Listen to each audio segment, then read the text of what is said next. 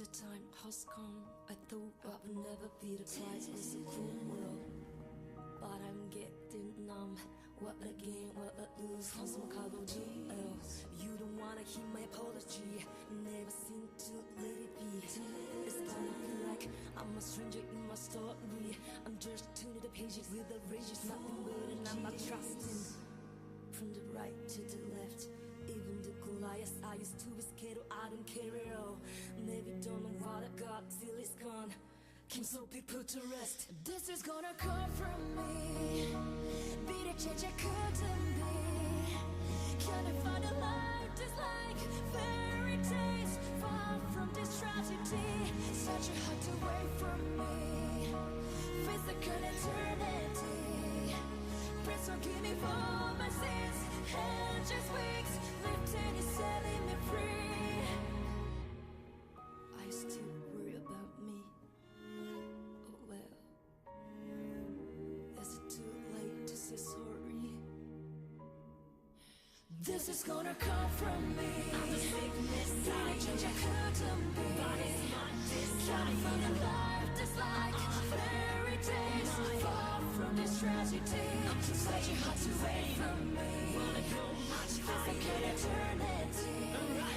Please forgive me for my sins. And just wait, lifting is setting me free. The question on my love, slipping light through the cracks and crumbling to dust. The question on my love, slipping light through the cracks and crumbling to dust. Disgusted, fed up with myself and the system. What should I do?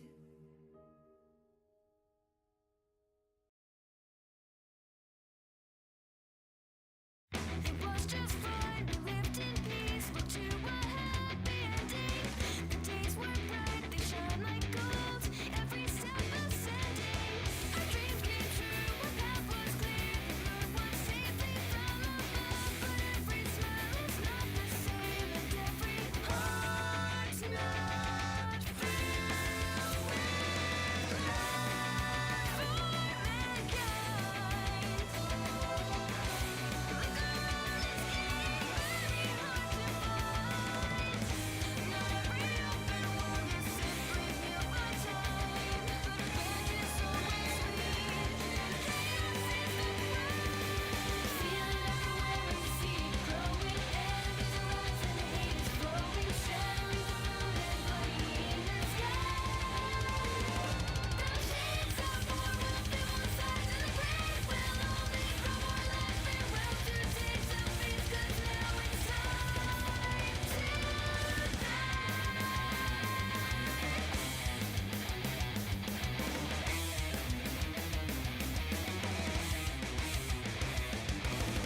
Where did it go? Our peaceful youth seems to be gone forever. And in its place, a life of war. Every truce has severed. We live our lives watching our backs, not knowing who to trust or fear. The hate just swallows all the love. Know the truth will disappear. Lost in light. Seems our dreams are things that we cannot behind. It's all been said by clouds on Anime enjoyers, what up?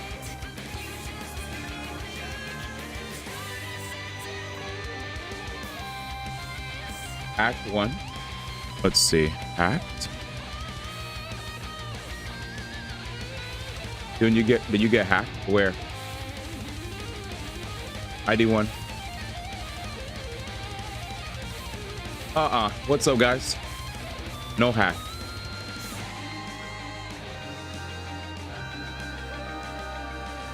I was testing something. I'm sorry.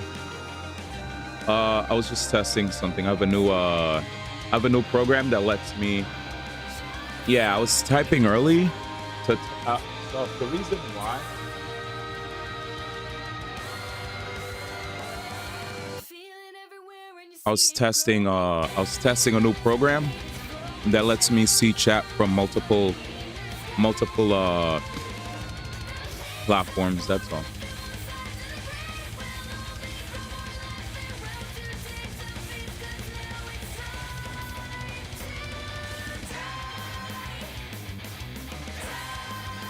Hacked one, dude. Hacked one, dude. All right, I'm back.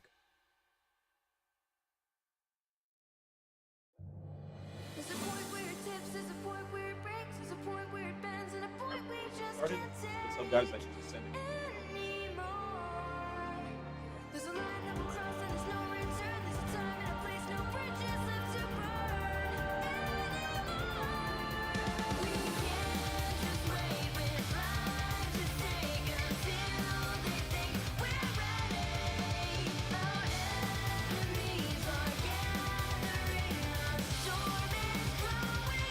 We're taking precautions. Oh yeah. I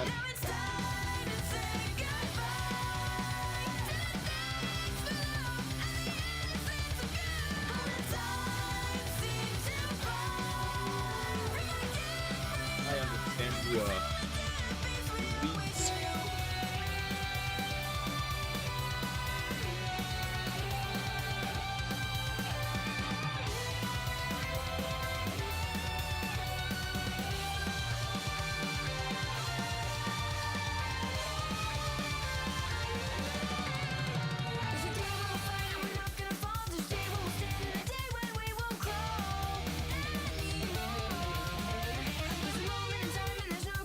All right. So everybody's saying, chat, that we might get a Switch. We might get a Switch leak this week. I don't believe it.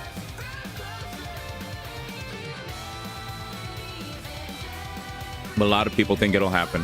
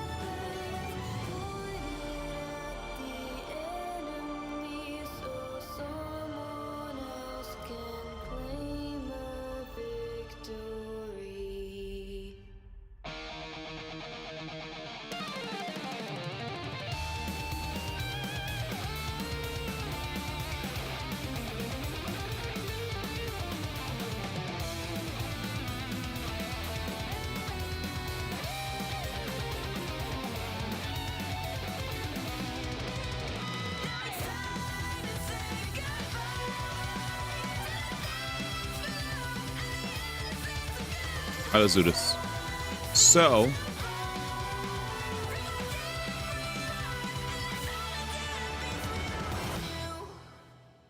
where is it? Before we get started doing our weeklies, I know you guys love your gachas. We haven't started with gacha in a long time. It's good to see y'all. It's good to see y'all. A lot of people are saying there's a rumored Nintendo rumored Nintendo Switch.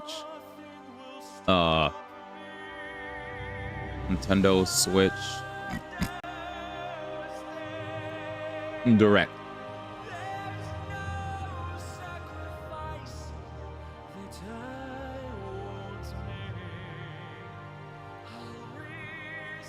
All right, so Player Essence has an update on Xenoblade Chronicles X sales and a big Switch 1 update. So let's hear what he has to say.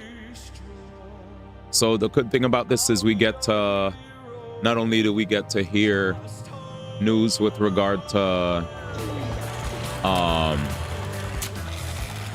the Switch, but we also get to hear news about the update for whatchamacallit.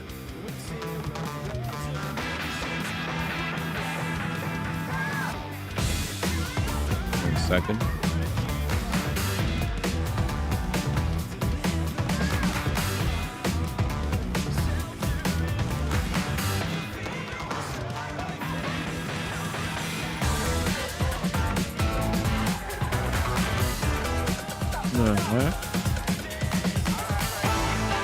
What's up with this ad, bro?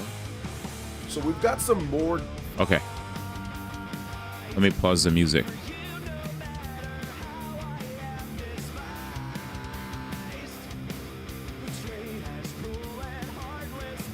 Song sounds cool. Let's pause it real quick though. Nice song, but let us see what's going on here. PC view. All right. So we got Xenoblade Chronicles X sales update from Player Essence and musings about Switch related rumors. So we've got some more good news when it comes to the gas that is Xenoblade Chronicles X Definitive Edition. Let's hear it. I've been playing the heck out of the game. I actually played it till 2 a.m. Damn. That I haven't done for any game in quite some time, probably since Metaphor Refantasio. Damn. So I've been playing a ton of it and I'm really enjoying it, but it looks like a lot of you guys are enjoying it out there, and that's resulting in people going out there and picking the game up. Now, in the UK, we've got the most recent software sales, and it looks like Assassin's Creed Shadows and Xenoblade Chronicles X Definitive Edition are off to strong starts. There you go. With the UK sales there you ending go. in March 22nd, 2025. This does not include digital for the Nintendo Switch, and I think that it's really just mainly physical software charts. I hate when they overall, only with show some software. titles being digital. It's kind of weird how they do it, but I know for a fact Nintendo does not give them digital sales. But Xenoblade Chronicles X Definitive Edition still was able to climb up to number 2 on the board in its debut. Wait, Assassin's Creed Shadows? A good thing Actually to see. outsold it. Also great to see Assassin's Creed Shadows. I think Astrobot got Let's that go. bundle as Let's well. go, So it was baby. in there. I'll have the top 10 or so Let's on go. the screen for you guys, but this is definitely Let's something go. good to see. Let's Overall, go. the UK has never been one Not of bad. Nintendo's strongest areas. There's many different areas that Nintendo has. Happy to see when it Xeno comes making to money. Europe What up, Mayday? overall. I know that France has been really I'm happy to strong see for Nintendo in the past. Shadows Spain, made bread. things like that. Usually more PlayStation. Shadows sold 3 million, but yeah. This generation with the Nintendo Switch, it's actually been pretty good for Nintendo. They had a significant boost over what you saw when it comes to game sales. Sorry, with I the forgot. Nintendo 3DS. I forgot and the my Wii U, spoon and for my even to a yogurt. degree, the Wii I have actually to- better than the Wii. This have is to one eat of out the of the best cup, that which is Nintendo's Odie. ever done in the UK overall. It's the best they've ever done. I mean, for the most part. What up, guys? in How y'all lots doing? of places. So it's very good to see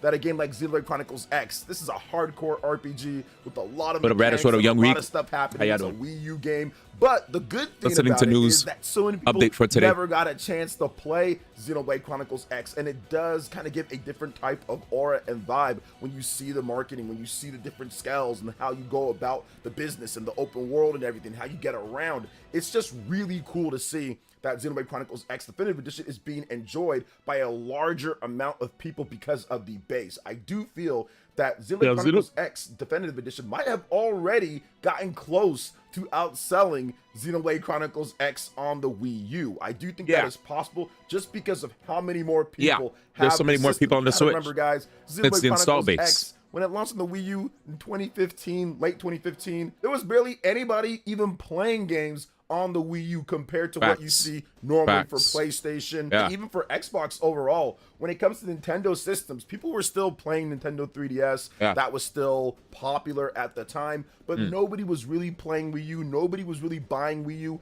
and pretty much Nintendo had already moved on. They announced the NX, which was the code name for the Nintendo Switch, well before Xenoblade Chronicles X even launched in the West. So we got that announcement. They kind of teased it a little bit more. Give me a second, chat. Actually, to Mayday's point, Nintendo console sales. I know there's like a website. This is it, right? And then XCX Definitive Edition sales. I know it won't have all of them, but we'll grab what we can. Reddit sales data analysis. Sales data dashboard. What? Already? Insane. Wait a what the? Whoa. All right. So first off, before we go anywhere, the Wii U, right? Wii U was 13.56. So the Wii was 13.56 in sales. All right. I don't know if Xenoblade Chronicles X Definitive Edition sold more than 13 million, dude. That might be, it might get there. I think it could get there, right? But I don't think it's there now, right?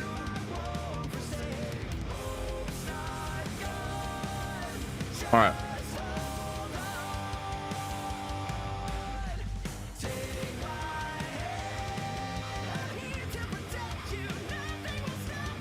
Top 3 Xenoblade Chronicles game sales worldwide. So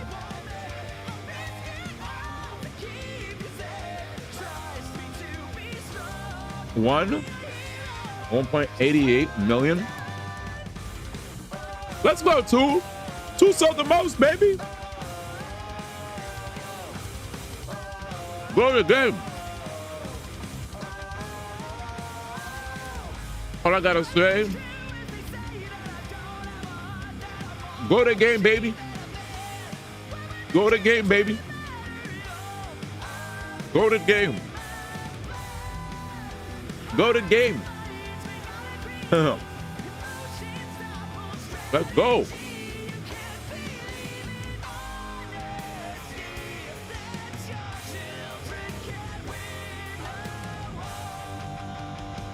User score versus total global sales. Yeah. Chronicles and Definitive Edition are rated the best. Chronicles Original, Chronicles Definitive. X didn't even crack 1 million, bro. Yeah, Xenoblade also had the 3DS version. Yeah. So funny enough, X and 2, I guess, as far as user reviews are concerned, or pretty much samey. Release year versus total global sales. Okay. Very interesting. Let's see more. I want more data. Data's fun. We like data. Whee! Sales in the millions per initial 4 quarters franchise comparison. All right. It looks like they have a tilde on the bottom right. Only Xenoblade Chronicles 3 and Xenoblade Chronicles Definitive Edition are shown due to Nintendo not providing quarterly sales data from the other games in the franchise. Sales from Q4 of Paper Mario 1000 Year Door are not officially out yet. Sales from that quarter have been calculated based on the average of growth between quarter 3 and 4 of the other games, which is 1.14% around there. Update of the sales varies depending on the game's release year. The older titles haven't been updated in years. So here we have it. Wow, bro. Sales in a million per the initial 4 quarters franchise comparison. Fuck Pikmin, dude. I'm just kidding, guys. So Pikmin 4. Paper Mario, The Origami King, Metroid Dread, Pikmin Deluxe, Paper Mario 1000 Year Door, Xenoblade Chronicles 3, Definitive Edition, Metroid Remastered. Interesting. Next. And then they have a reference page as well for all their data. All right, anyway. That was cool to look at. Just wanted to... I was more so commenting on what Mayday said. Anyway, let's keep going. About that year, so people had already moved on and were anticipating the next thing when it comes to Nintendo. So that was a blow. All the games that came out in that later 2015 and 2016, that was pretty much a blow to all of those games. And I think that Xenoblade felt it the most, despite Xenoblade being one of the first major titles that was shown off to come to the Nintendo Wii U system. It just took a lot longer to get there than maybe some people would have liked. I know myself, when they first showed it off in 2013, I was hoping like 2014 for the game, but yeah, we had to wait until 2015.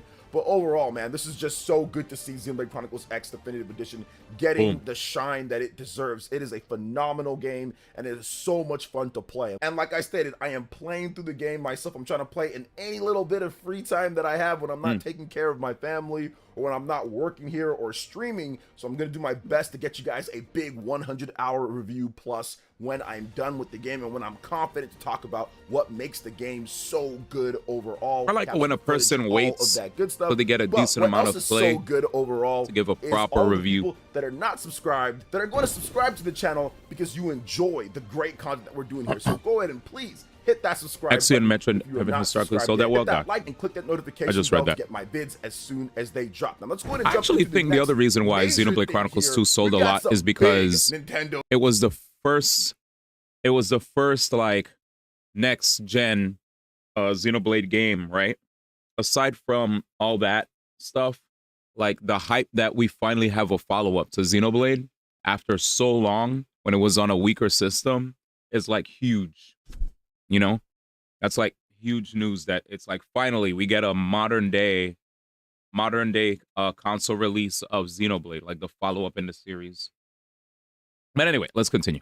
Jokes are jokes. Switch 1 and Nintendo Switch 2 rumors. It looks like there's going to be a lot of stuff happening soon here. Now, we talked about this before back in February when there was rumors of a Nintendo Direct for the Nintendo Switch 1 and the final Direct. That never came to be. Never happened at all. But there are now more rumors. Yeah, it was Switch hype at its peak, exactly. Direct is going to be because it was the launch year, right? Soon. This seems almost like no way, because the Nintendo Switch 2 Direct is essentially next week, April 2nd, and there will be a big, massive Nintendo Switch 2 Direct that's going to give us all the deets on the Nintendo Switch 2 that's going to be launching this year. And we have more stuff that we got to talk about there because there's new information that's coming out with the Nintendo Switch 2 that we'll get to in just a bit, so make sure you stick around. So a lot of people let's talk about this Nintendo Switch. A lot of people are pushing this Switch 1 Direct rumor, Mayday. It's getting a little out of hand.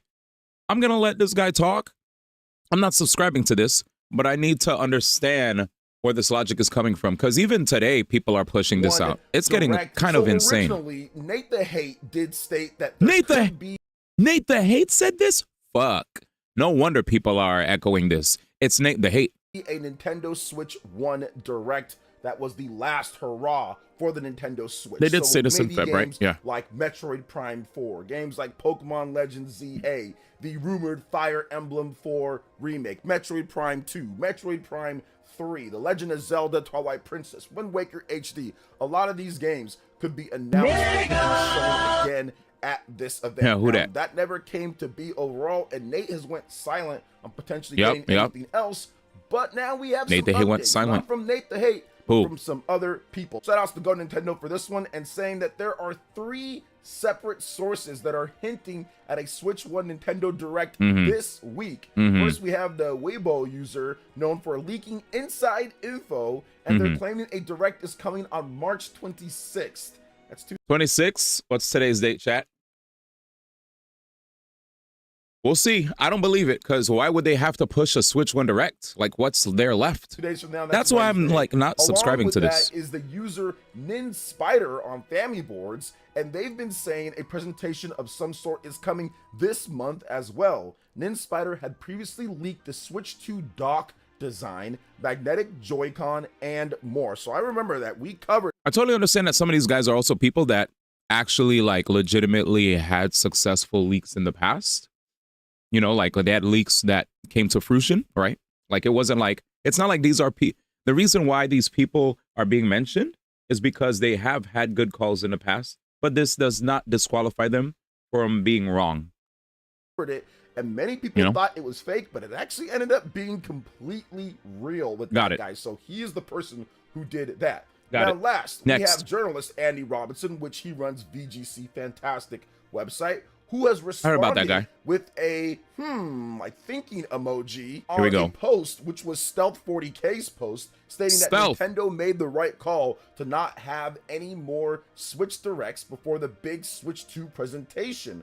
Robinson could be questioning if that is indeed the right call, or their emoji reaction could be hinting that Nintendo is indeed cooking up a Switch 1 Direct for this week. So man, this is just nuts in my opinion when it comes to this news that we could potentially get this. Now, once again, we did this before in February and it ended up not happening. Exactly. Right? There was the PH Brazil He put out there that, There hey, you go. look, I've heard of Nintendo Direct. It's happening February, and nothing happened. Yep. This could be the same thing, although now there are multiple sources here saying, well, wait a minute, hold up. Not so fast. Now, plans could have changed. Maybe something else could have happened. But they're talking about, hey, there's going to be a Direct this week, and it's going to be Wednesday. They must feel pretty confident about that, or have at least seen the proof or evidence that it's for sure locked in. But once again, we got to take it with a grain of salt until we actually get a confirmation or something like that, or at least something leaks. But nothing's really leaked at this point outside of them just saying, hey, look, I've heard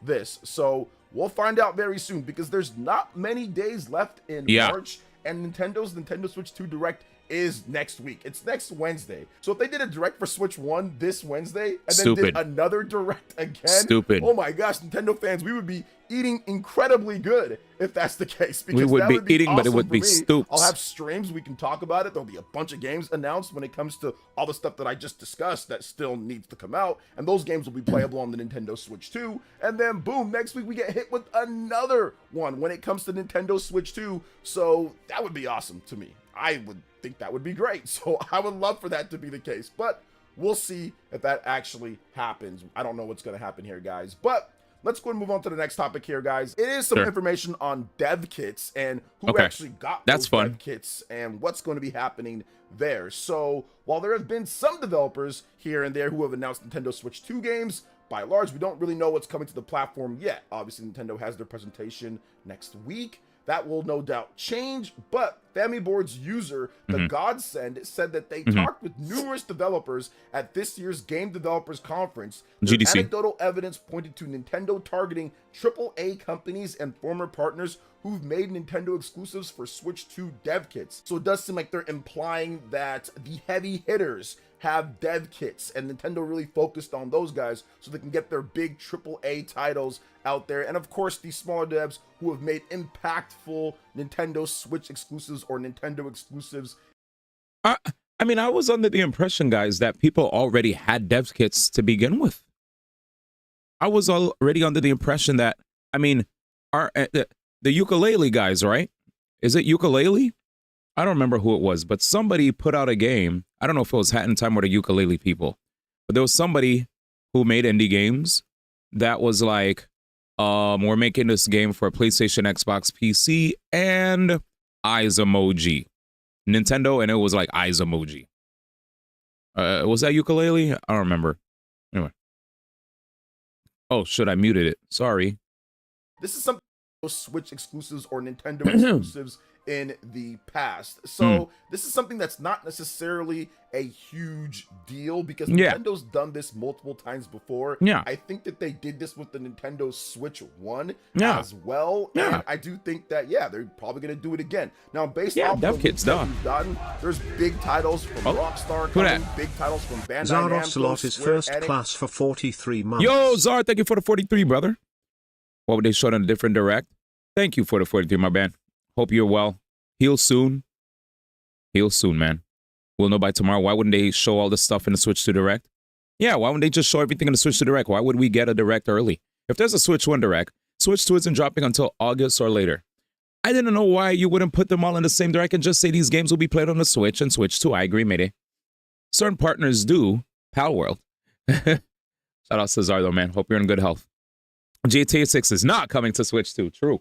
It seems like almost essentially everybody. Oh, you know who pulled up yesterday, Jude? Wait, what up, Jude? How's it going? My bad. My brain messed up. What up, Jude? I hope you're doing well. I meant to say Mayday. You know who pulled up yesterday, Mayday? Ty Sloan, bro. He made a Twitch account just to pull up and hang out with the boys. Because it looks like OG D1 viewer is trying to like rally the old homies back, dude. So Ty Sloan randomly came back and we were just talking about memories. And I was like, oh, all right, Mayday won't feel lonely anymore, man. Oh, man. He was like, they just started talking about mad old shit, dude. I was like, oh, man, this is crazy. But yeah, 8 to 12 weeks of recovery, man. Soon ain't coming anytime soon. Damn, I'm sorry. But tomorrow, would you be down to host a pool party? I think we have a new character dropping. We have Yansan pulls, and we also have Varesa pulls for Genshin. So if you'd like to co-host with your boy, let me know. It would be great. I'll try to see if I can build up the hype towards the Genshin character drop by going live like approximately right around 5 p.m. PST, maybe even earlier, to build the hype. Also, yeah, I might, funny enough, chat, your boy might, we're just gonna put it out there. I'm not gonna confirm or deny. I'm just gonna say we might have Atelier Yumiya and Bleach to show off in the stream in the future. Just a heads up. Just a heads up. We're getting stacked. We're getting stacked. It looks like the lineup is gonna be freaking. We're doing AC Shadows. We're doing Xenoblade Chronicles X. We're doing Mario Brothership. Freaking Atelier Yumiya. It's getting crazy. We might even and as far as Bleach is concerned, we might be having it on PC for the PC users. So I'll be able to give you guys a heads up on how I feel. Apparently, I woke up today and saw that they patched the PC version. So that's based. That's pretty based that they patched the PC version. But we'll see. Did you get Risley? Yeah. Yeah. You've been playing Xenoblade Chronicles X gaming. Nice. Lots of exploration. Same with AC Shadows, dude. But welcome back, man. Yes, sir. Did you get Ryo? Yes, I got Ryo. Now I have to win a 50-50 to get Varesa. I've been on the deep end of Genshin. Got a Lucy Sig WNJ today. Nice. All right, let's get back to it. We're watching this video that was talking about Xenoblade Chronicles X sales. Apparently Xenoblade Chronicles X and Assassin's Creed Shadows was very successful in the UK. We're waiting for more figures to drop. As far as the UK specifically is concerned, AC Shadows sold out over Xenoblade Chronicles X Definitive Edition. As far as what Mayday told me, what was your source, Mayday, if I may ask? Mayday said he got a what's this? Oh shit, I need to sign up for these. My bad. I didn't realize it. Some of these websites like YouTube, TikTok, and Twitch sometimes have like creator meetup thingies where you could meet other creators and meet people digitally, you know, that are in the same space as you. So I just got that in my email. I was like, that's really nice. I guess I'll Master make sure Dragon 7 V. Whoa, what did Master Dragon say? X10. I know it's Xenoblade Chronicles X is not but a myth. What does that mean? Xenoblade Chronicles X is not a myth. What does that mean? It's not a myth. What was the question? Xenoblade X, Elma Awuga. Damn, wish you were on PlayStation then. We could play online for Bleach since they have PlayStation Plus free weekends. Yeah, see, that's why I'm mad that they don't have freaking that they don't have crossplay. Shout out to Master Dragon for the bits. Let me try to read what Master Dragon said slowly. I know it, Xenoblade Chronicles X, is not but a myth. Are you saying this because I'm playing Assassin's Creed Shadows and you're losing patience? Admit it. Be real. That makes AAA games. Most Be people real. Are going to have a dev kit or already have a dev kit and are planning something for the Nintendo Switch 2. And you have let's to get say it, chat. The difference in between the Switch 1 and the He Switch said 2 it's a is myth. That back then with the Switch Crazy. 1, while they might have got a dev kit and maybe had something planned, a lot of them were being very skeptical. What the heck, Black Myth about it. Wukong? Oh, well, we'll wait and see, or we're not really sure, or sure, we'd like to do something, but we're going to wait to see how the sales Norman pan Reedus. out. Damn. But I think this time, not a Gunnar game, by the way. Sure, we'd like to do something, but we're gonna wait to see how the sales pan. Not a Gunnar game. Based game. Based game. Just because she has proportions, right, doesn't mean that it's Gunnar game.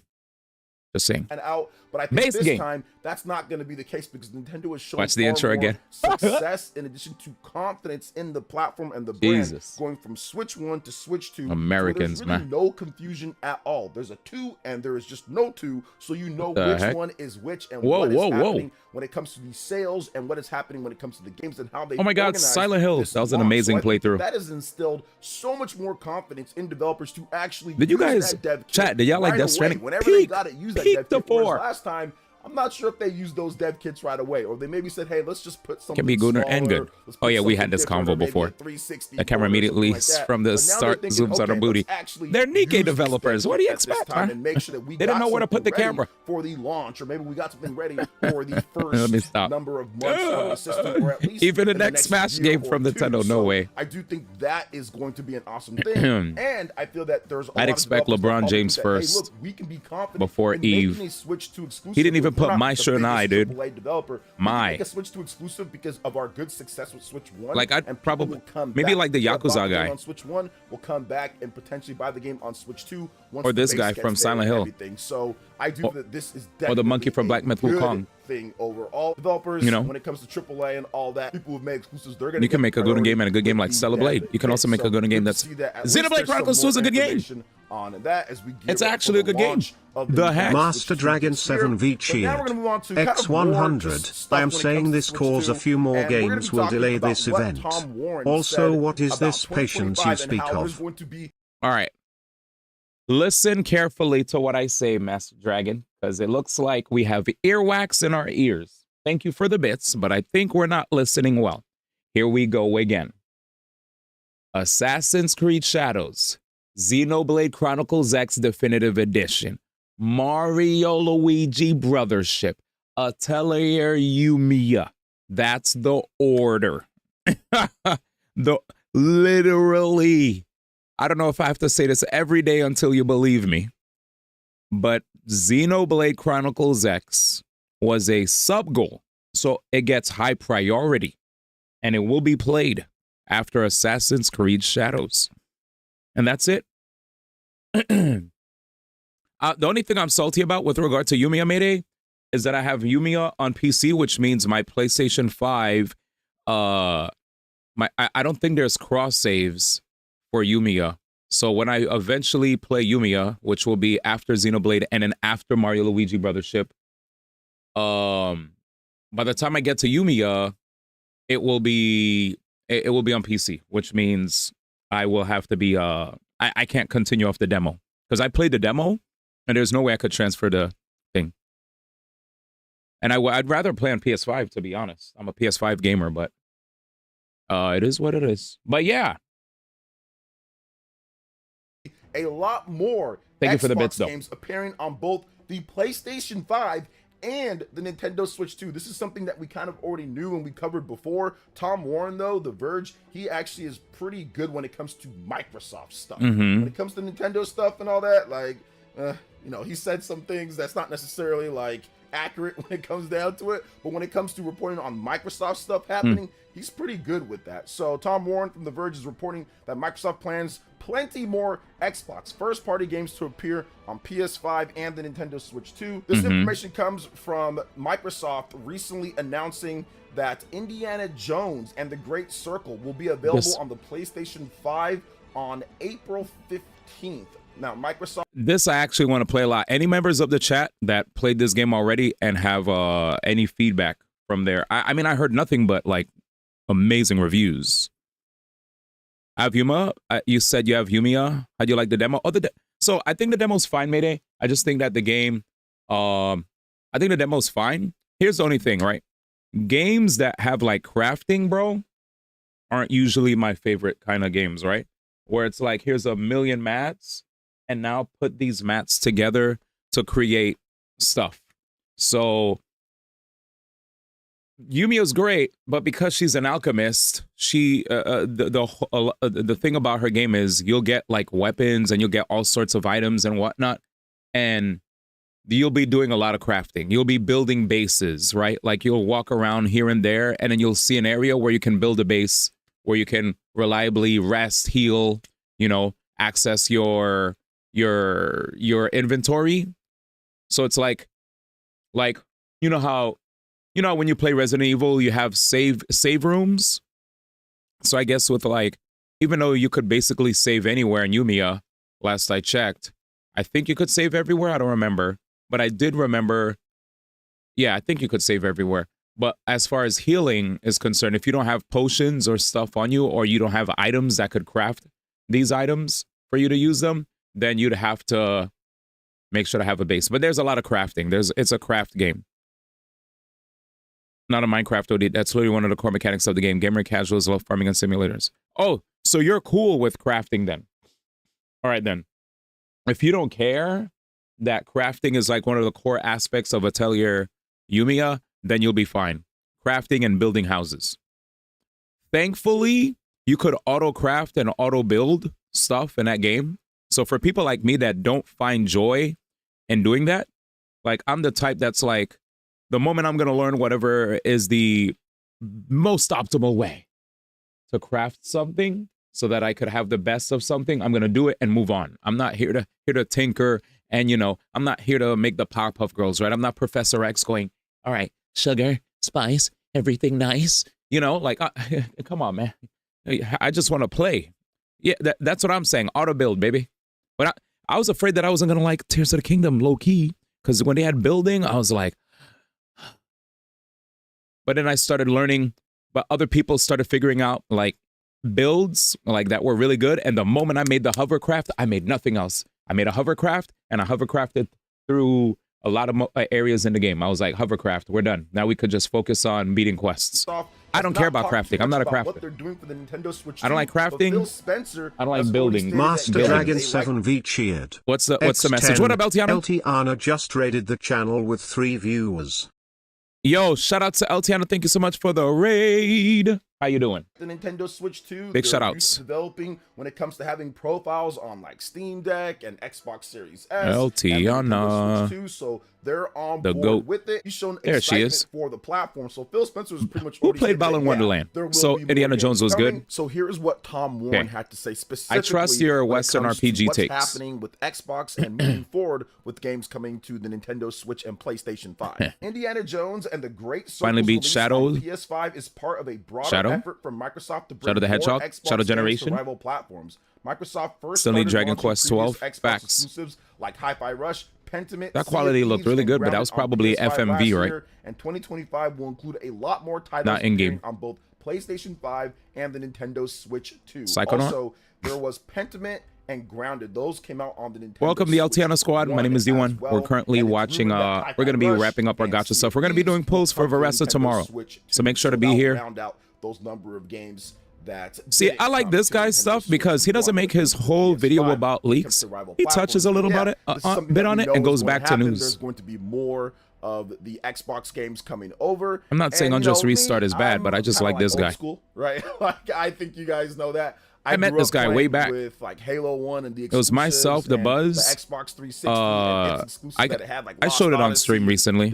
Myself, the Buzz, Nairo got interviewed by this guy Microsoft, they're in a little bit at E3, right? Because of their acquisitions, because it was crazy. Of bad console sales. They're really not in a position to only exclusively release games on Xbox and PC. But I just feel that there is something a little bit missing when you don't have Microsoft kind of going out there with their exclusives and everything, just like Sony has with their exclusives and just like Nintendo has with theirs. No, Pathioc and it. Oh, you beat everything with Mighty. Let's go. Starfield. Wait, would you actually recommend Starfield?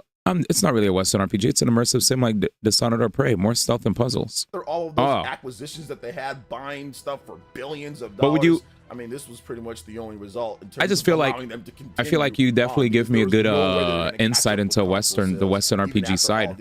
I feel they hope that they could, but they don't have the leash. Because usually, even if a game is like, even if a game's a JRPG and it's between like 7 and 8, 7 and 9, it is what it is. I'll still give it a spinny. What are you guys' thoughts on everything here that we talked about from the Nintendo Switch 1 rumored directs, Xenoblade Chronicles If it's X, like between 7 and 9, I'll give it a spin. More games on Switch 2 and PlayStation. Let me know. You remember that? You remember that there was an instance of me playing like heck. There was a long instance of me just jamming incessant sevens on stream.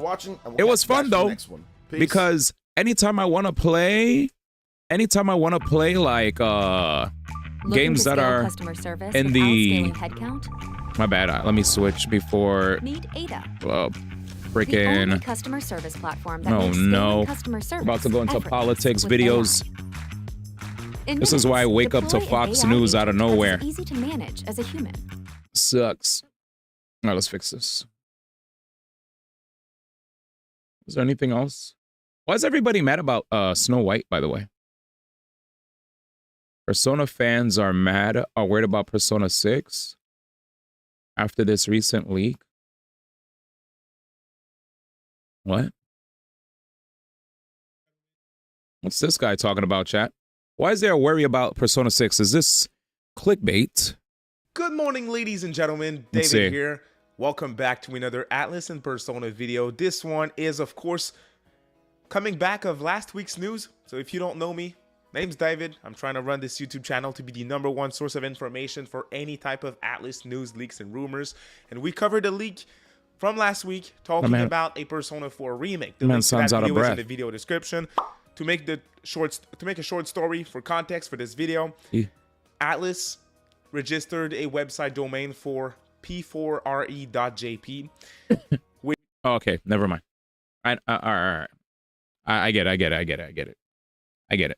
All right, next. Let me just do my dailies. I get it. So everybody's been talking about that. Everybody's been talking about how. I'll be honest. The only reason I clicked off the video is because I'm like, bro, you're recording a YouTube video. This is a YouTube video. This is not even like a stream. This is not a stream highlight, a Twitch clip, a YouTube clip, or whatever. It's not a stream clip, right? This is you on a YouTube video. You could literally retake. My man was stammering and stuttering, and I was like, man, it's okay to stutter, but it's a YouTube video, though. You could have ran it back for the people. I'm out of here. Get me out of here. My man said P4R will delay it. Clickbait. Let's see. No HSR and ZZZ on Switch 2 kind of an L. Bro! You know what? For Switch 2, I think they should at least do it. But for Switch 2, I don't believe Genshin. I think they should at least try to have Genshin and all that stuff on it. Maybe they're holding it close to their chest and they'll announce it at the last second and you guys will get hyped. It's not really what Snow White live action was bad. It's clickbait. I don't even need to watch it. Snow White movie was hot garbo, the live action. We don't need Persona 6. We need Metaphor 2. Yo, Jay! God damn. Jude! I messed up your name. I almost called you Jay. I mean, Jay could be short for Jude, right? Dude, that was a really base take. He said, we don't need Persona 6. We need Metaphor 2. I agree. I don't need Persona 6. Give me Metaphor 2. Give me Shin Megami Tensei 6. You know what I'm saying? Don't even give us Metaphor Re-Fantasio. Skip that nonsense. Don't re-release. Just make a second one. I'm tired of these reboots. Master Dragon 7 V cheered. What Master Dragon got to say for us? Cap. He said cap. This guy just said cap. Cap towards what, brother? The contrarian rears his head. All right. P4 remake is the sales to P6. Mayday said a P4R will not delay P6. I agree. Persona 4 been remade how many times? I agree. Metaphor 2, slightly less Metaphor. That is insane rage bait. If we had LeBron and Smash, I'm a day one main. Remake era be wicked. I'm over it, dude. I'm over these remakes. Personally, give me Metaphor 2. Also for Switch 2, I think it would be smart if the Switch 2 is strong enough, right? If it's close to the PS4 in power, the PS4 could run Genshin. So might as well allow the Switch 2 to run it, right? But again, I personally don't care because I play on computer. I'm playing it right now. I don't need it on the Switch. But for you guys that are Nintendo Switch enthusiasts, I think it would be smart for Nintendo to do it. I'm not here to say that it's gonna happen, but I think it would be good for you guys who apparently don't have a phone, who don't have a tablet, who don't have a laptop, who don't have a PlayStation, you know, or whatever. Apparently some of you guys still in big 2025 don't have other ways to play your games and only could play it on the Switch, which that's okay. P4 is so good, I'll take a remake, but does it need one? The game is so good now. I wouldn't take a remake. Yeah, as good as it is, I'm good on that. Too much. It's too much. ZZZ has more change than Genshin at this rate. Wait, more change? What's the change? Give me a second. Where's my...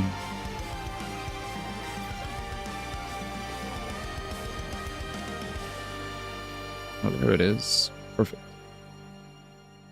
All right, I could read now. Let's see. Not trolling for a second. I'd rather have a Persona game next over another metaphor. I think rotating between both series would be much healthier. All right. Fine. He's like, D1's gonna just keep dismissing my comments now. He's like, I'm not trolling this time. Well, please listen to what I have to say. I'm like, all right, we'll give him the floor. We'll give him the floor. We'll give him the floor. You know what, Mayday? What I would like? Persona 2. Persona 2 remake. Czar was speaking about this. Where's Czar at? What up, Jerome, by the way? I didn't say hi to you in a minute, bro. Czar said, how about we cut all this P4, P5 remake nonsense and just let's play Persona 2 again. Let's bring back Persona 1. If it got remade on PSP, I mean, Persona 4, Persona 3 Portable, Persona 4 Golden, they also got put on PSP, right? So I think we should definitely look forward. I would look forward to seeing 1 come back, 2 come back. I would like a remade version of Shin Megami Tensei 3. I'd like a remake of Shin Megami Tensei 4. Do that. Stop milking these goddamn games with these calendars, man. I'm tired of it. How do you want Persona 2 remade? To modern day standards, I guess, right? I never played it, but I would just like to play it again. What is it a first person game? Is it like P1 and 2 are sold and unknown, just make P6? I mean, I'd much rather P1 and P2 over seeing P4 come back. You know? But yeah. Like if they were to make P1 or 2, like I guess what I would like to see personally is maybe them making it. Are those both of those games like first person view RPGs? Dungeon crawlers? Just all I gotta say is if they were to bring it back, if they were to bring back P1 or 2, make it healthy in terms of for modern day releases. That's Master all I'm asking Dragon for. 7V cheered. X100, let tell you a sad. A sad? I once had the latest technology, but they came. Hoyo exploded them all. Now I am stuck in the caveman age. What?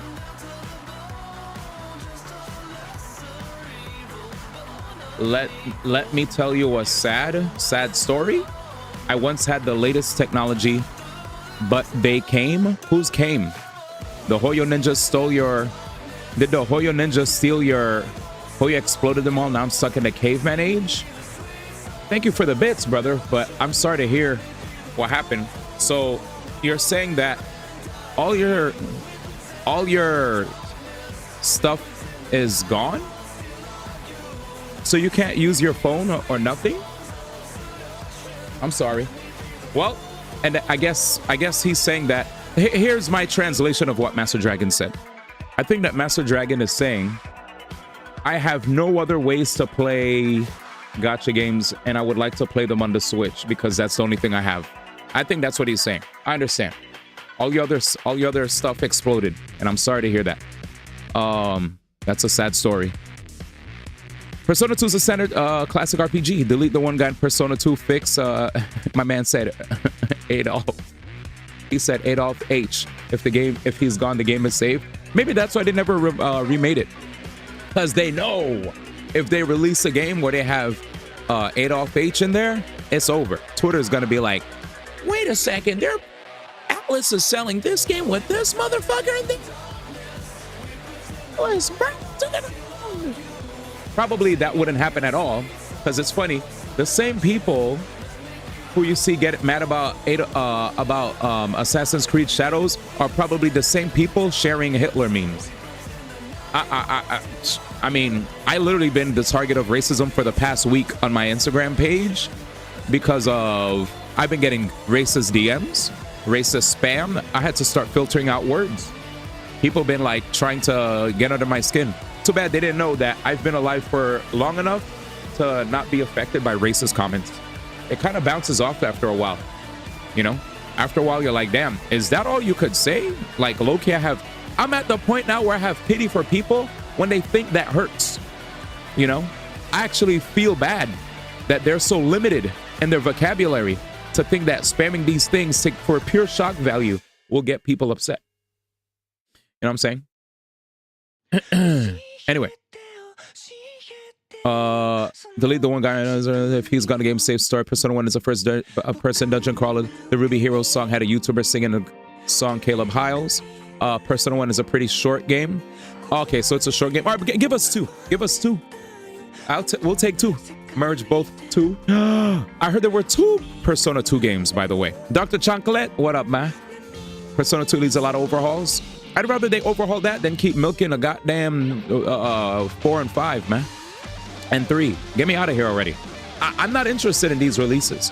Danny was like, yo, you wanna play Persona 3 Reloaded? I was like, respectfully, I'm skipping. Like, even if you guys want to gift it to me, I don't want to play 3 Reload. Like, I played FES already. It's, you know, like, I love Atlas RPGs, but I also don't like replaying Atlas RPGs. I'm not a fan of replaying them. I only like the first time experience. When it comes to coming back, that's why it's been so hard for me to ever get convinced to want to play Royal. Because I know a lot of people keep saying Royal, and I'm like, we'll play Royal when I have no other games left to play, or we'll make it a sub goal or something. For now, see ya. I hear P4 is going to merge the Persona 2 games. A random encounter rate in Persona 2 is absurd. So they should probably fix the random encounter rate. Persona 2 and Reload Engine when Atlas forgot. Yeah, just put in a Reload Engine. Persona 2 GOAT. So you played this then, Czar. Chocolate, how you doing? You getting the new send my love to Deej, man. I hope you're doing well. And are you jamming are you still jamming what, man? Chancleta. Persona 2 and Reload Engine when Atlas forgot. Persona 2 GOAT. Zara never played it? Persona 3 Reload, show me how overrated P3 is. Wait, you didn't like Persona 3 Reload? Because I liked Persona 3 FES. That was a goated stream. Me and the stream were going crazy. We had fun. I had fun personally. But I like Persona 3, I like Persona 4, I like Persona 5. But the idea of me replaying them, for me, is absurd. That's where I'm at. I'm on the replaying it is absurd for me. But playing it for one time, I think one time is not bad, personally. Need SMT for a remaster? Thank you, Jude. That's what I was just saying earlier. Can we get all this Persona talk out of the way?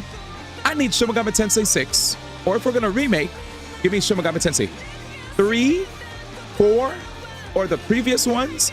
Bring back the Digital Devil Saga, the Devil Summoner series, because I heard those were goated on the handhelds. Give me Persona Q, Q2. How about you give us the stuff that's stuck on the handhelds? Stop giving me these things that were on console already and that are still available. The stuff that's lost, what is it called? What do you call that, chat? I think there's a thing that people call lost media or something like that. I feel like there's certain media that you just can't have access to anymore because of the consoles being so old. 2 hands is first class for 13 months. Ooh. Good thing I wanted to play Persona 4 because I knew a remake was possible. But have you checked out Expedition 33? I'd love to play that game. Like it might be good. I'd love to play that game. Jinto, thank you so much for the 13 months. Yes. Bro, change the chat overlay pod crazy. Oh yeah, we have a new chat overlay now that's a bit more compact, and it also will feature chat messages from all platforms in the future. TikTok, like I have a new chat box that shows me YouTube, Twitch, and TikTok comments, because there have been times where I literally got raided a few days ago and a bunch of people jumped into my YouTube chat and I didn't even get a chance to say thank you. May I interest you in the first time experience potion for the low cost of time?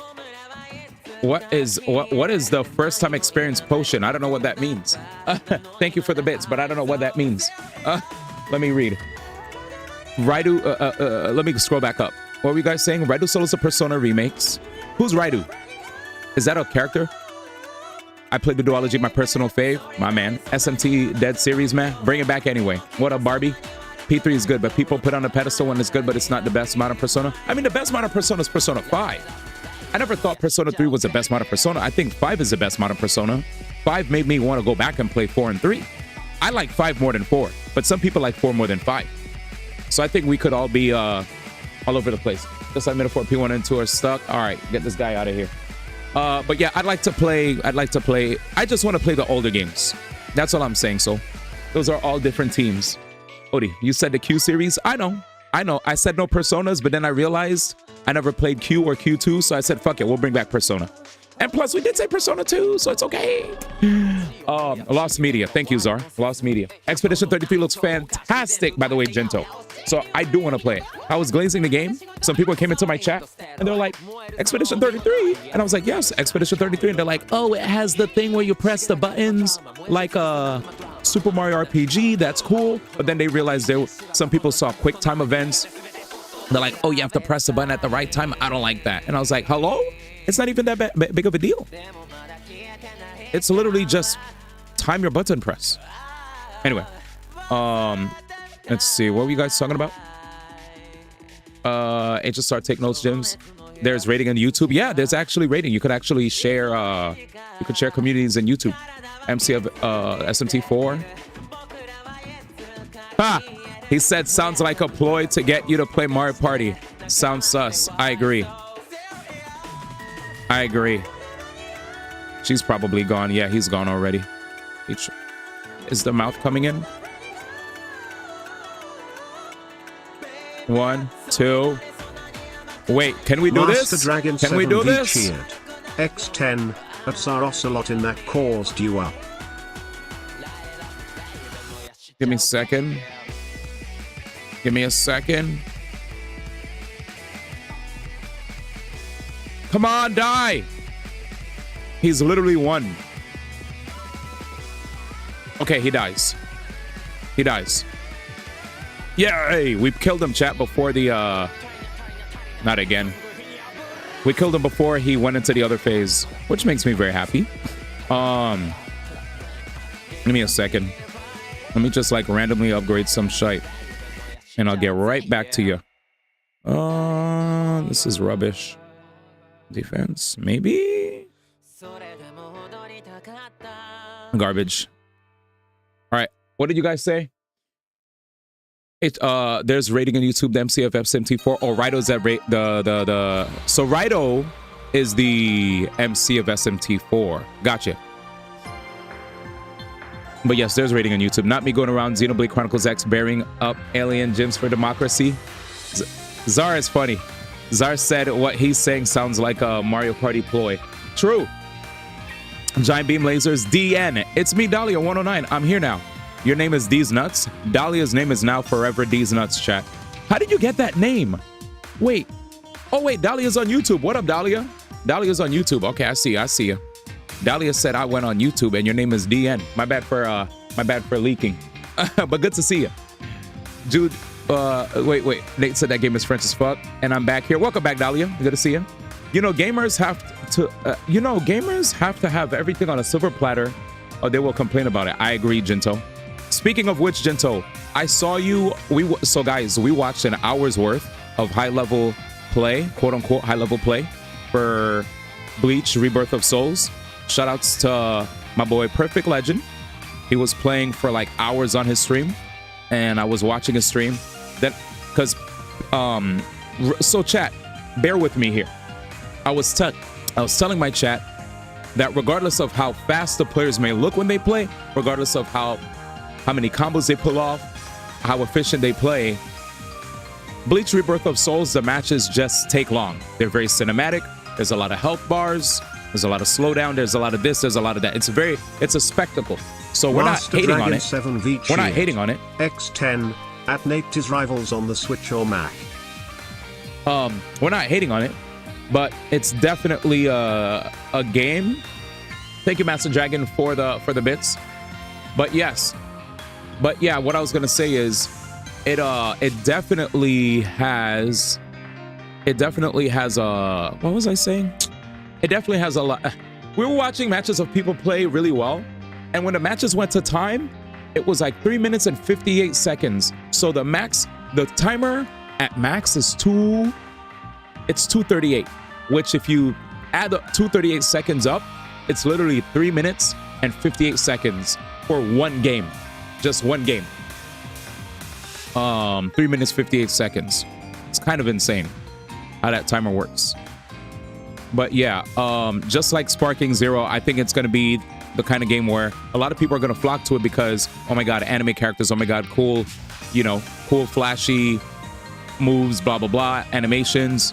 But after a while, due to the depth that won't be, there is some depth in that game in comparison to Sparking Zero because that game actually has like resource management.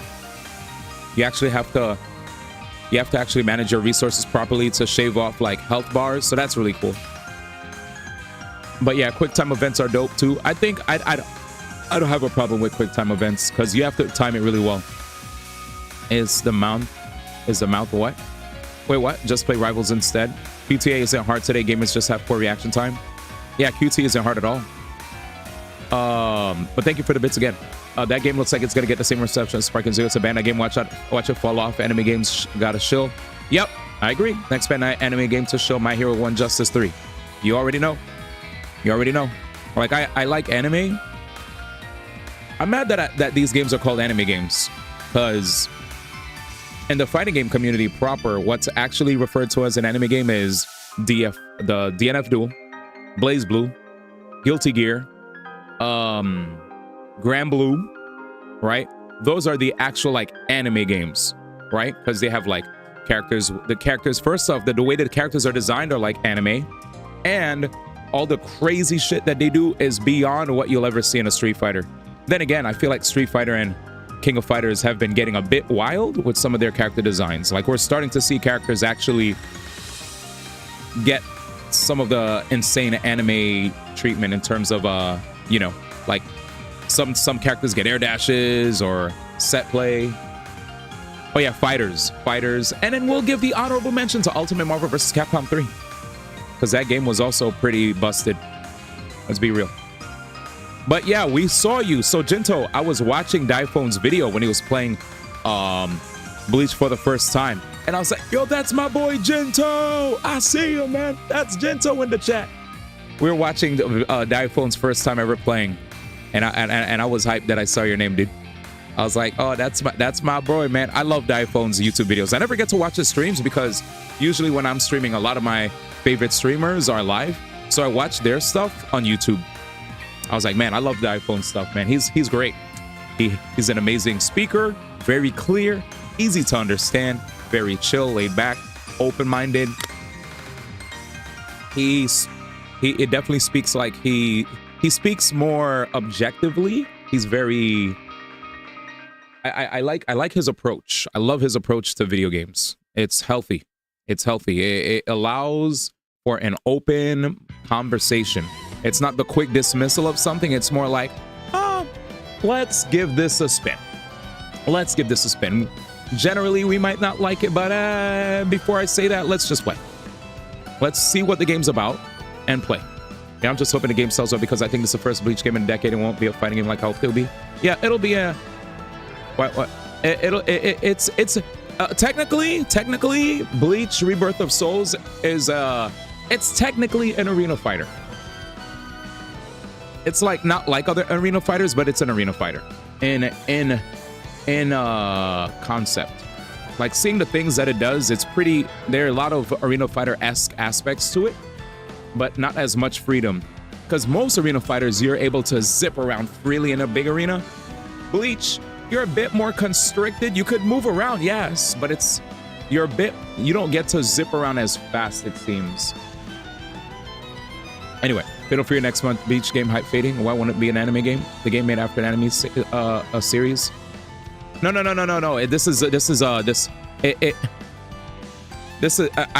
what I'm telling you, Baba, is very confusing, and all I gotta say is, when it comes to fighting games, let's see if I could find this image. Give me a second. I'll see if I can find this image.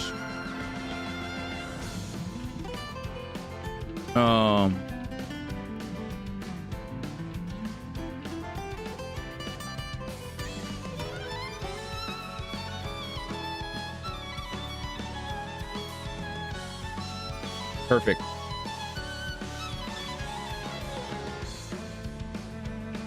All right, there we go.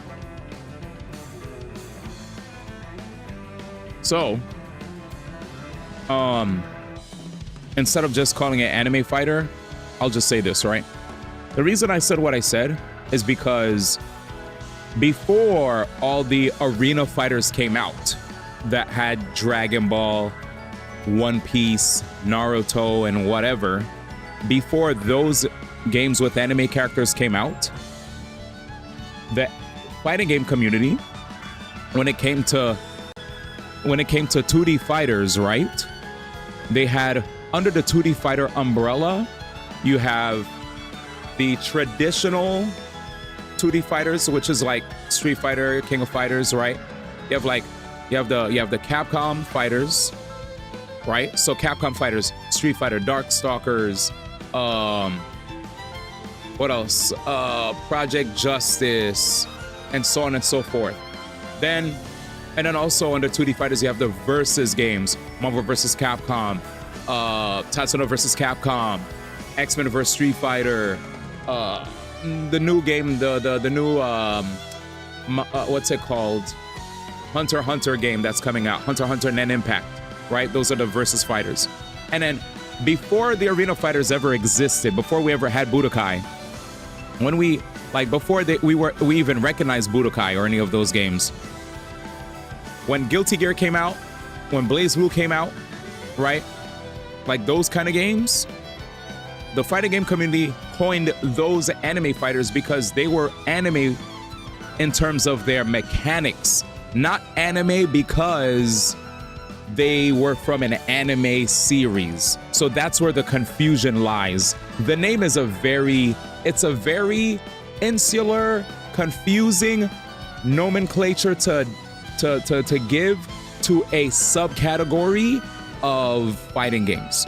Because I think for all the casual gamers out there, when they hear anime fighter, I think from Baba's perspective, if he hears anime fighter, he's probably thinking anime fighter, JoJo's Bizarre Adventure, One Piece, My Hero Justice, Jujutsu Kaisen, Sparking Zero, blah, blah, blah, blah, blah, blah, right? That's probably what he's thinking.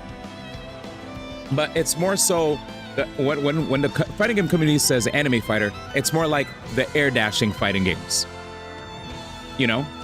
It's more like the games that have like air dashes and crazy installs and blah, blah, blah, right? Like when you look at like Guilty Gear. So that's why, see right here, Jump Force, ARMS, what is this? I don't know what game this is. Def Jam Fight for New York, Jump Force, ARMS, etc., right? Sparking Zero. All those are under Arena. 3D Fighter, Soul Calibur, Tekken 7, Virtual Fighter, Bloody Roar, 2D Fighter, Street Fighter, Mortal Kombat, King of Fighters, Guilty Gear, Platform, Smash, Nick All-Stars Brawl, Rivals of Ether, Brawlhalla, Simulation, UFC, Wrestling. And there you go. Like they always have different, I understand. I'm not gonna use the word anime fighter anymore because it's gonna confuse you guys. So all I'll say is Arena or 2D. Here's a better one. Oh my God, chat, look at this. Are you ready? Chat, here we go. Now, here it is. Here it is. This is what I was looking for. You guys aren't ready for this. You guys are not ready for this, man. All right. So from the top to the bottom, fighting games versus mode. There's the archetypal. This is traditional fighting games. Hybrid, non-traditional. So let's start from the left. Archetypal, traditional, right? Let's see. Yeah. Ready, guys? What was the word? I didn't hear what you said. I'm sorry. So archetypal and hybrid, chat. Here you go. So there's 2D, 3D, and other 5D. So let's zoom in.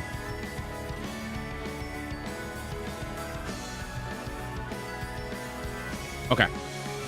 So other /5D in the 2D range are Rival Schools, Fighting EX Layer. It looks like, I think they squeezed, which DBZ game is that? I can't tell. I don't know if that's Hyperdimension or if that's Super Botuden. Let me see. DBZ Hyper Dimension. What does it look like? That's not Hyper Dimension. Then is it Super Botuden? Super Botuden.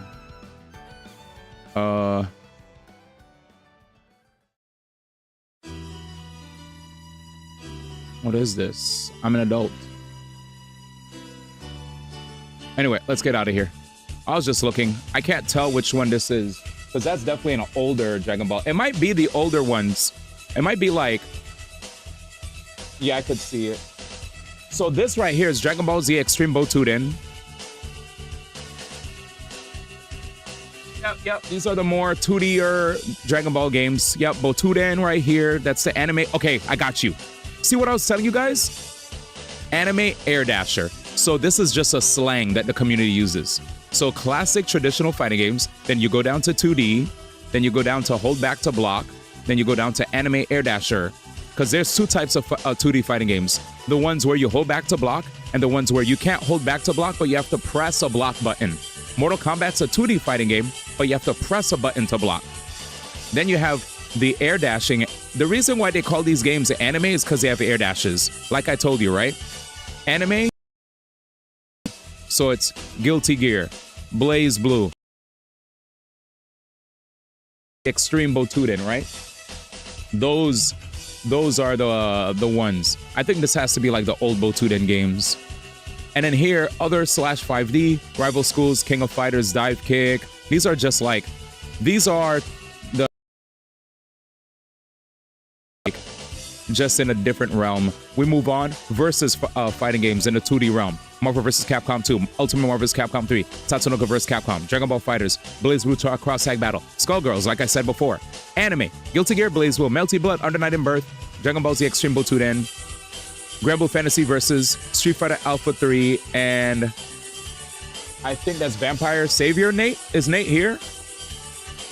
Sky Blue's great, showing us a new game on a Nintendo Switch too. What up, Sky Blue? But yeah, we're just checking out this stuff. Nomenclature, never heard that word until now. Oh, nomenclature, yeah. Get what you're saying. I would have put New Bleach as a type of fighting game. You wouldn't like it. That's Super DBZ top left. Thank you, Soul. You got a video for me? So that's the... He got a video to show it off. Super Dragon Ball Z. Actually, we watched Dragon Ball Z Budokai Tenkaichi 3 the other day. That one I liked. That one that was actually peak. We watched Tenkaichi the other day, and I was like, oh yeah, this gameplay was actually kind of aight. But anyway. Let's see how it plays. Oh, let me pause my music.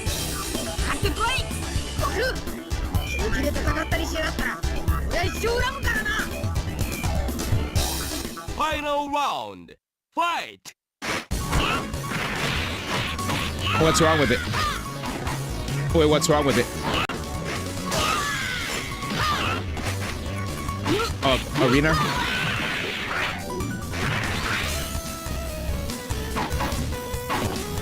This shit is wild.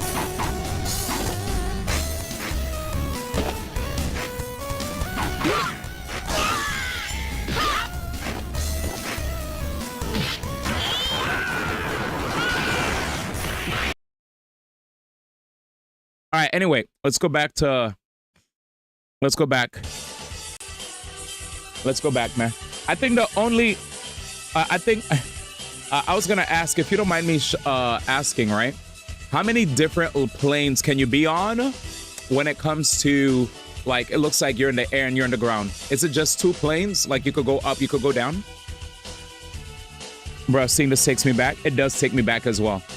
Why are you laughing? Next. The only reason I'm moving forward because I have to do my Gacha Weeklies before we play AC. So Grounded 2D fighting games. King of Fighters, Street Fighter. This is like the entire series of King of Fighters, the entire series of Street Fighter. Samurai Showdown, Capcom vs. SNK series, Killer Instinct, Injustice, and Dragon Ball. Which one is this? So, do you recognize this? What's this?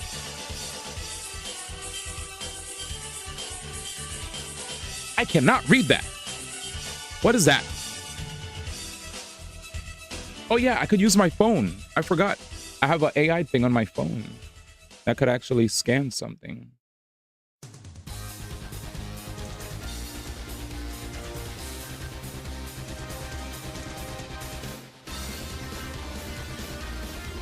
Let's see. I can't tell what logo.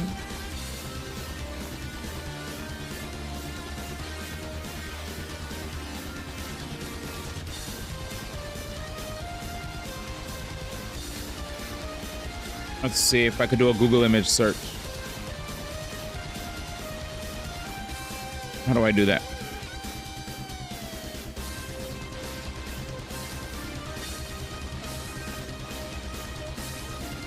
I heard there's a way to do...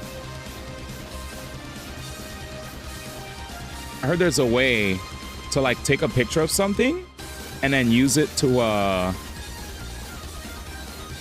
Oh, sweet. I just used the technology. Wait, let's see if we could find it. That's not it. Yeah, I just scanned it and then I'm searching right now to see if I could. There's so many Dragon Ball Z games. But this one has a very distinct design. I just picked the shortest vid. Wait, did he pick another video?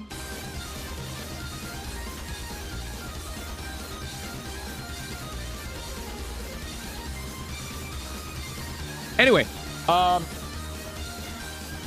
okay, he didn't. Yeah, I don't know what this is.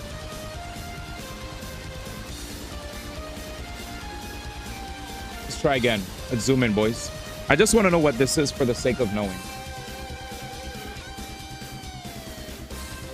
What the funk is this?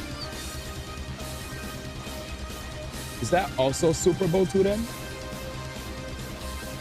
Oh, it's Hyperdimension. Hyperdimension. Yeah, there it is. I knew Hyperdimension was peak.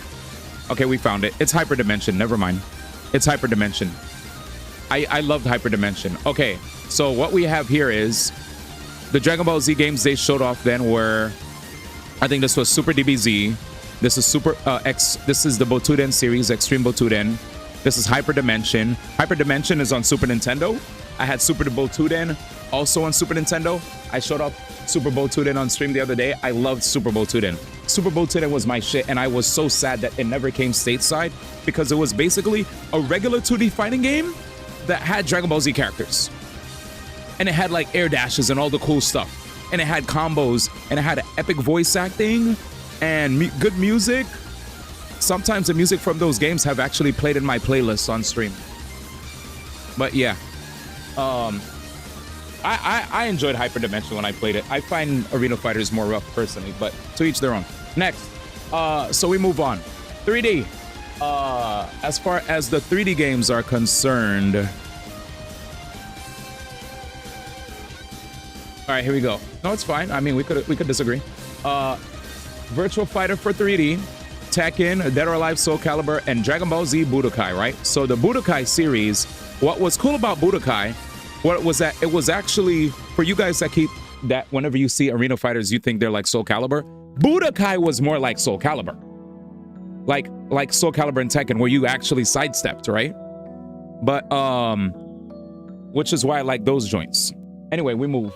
Next. Apparently, hybrid, non-traditional fighting games. Which is hilarious that they actually put for hybrid, non-traditional. Motherfuckers put Mario Tennis Aces, Windjammers, EA Sports UFC, Dragon Ball Ultimate Swipe, Bushido Blade, Puyo Puyo Tetris. I don't know why they put this there. They're trolling here. But anyway, it must be because fighting game tournaments like to usually put these randomly as games to play as side events. So this is troll. Ignore this, right? But a lot of fighting game people like to just put these shits in events and have brackets. Anyway, next. Platform. Super Smash Bros. Nick All-Star Brawl. Multiverses. Rivals of Aether. Brawlhalla. And Battle Arena DON.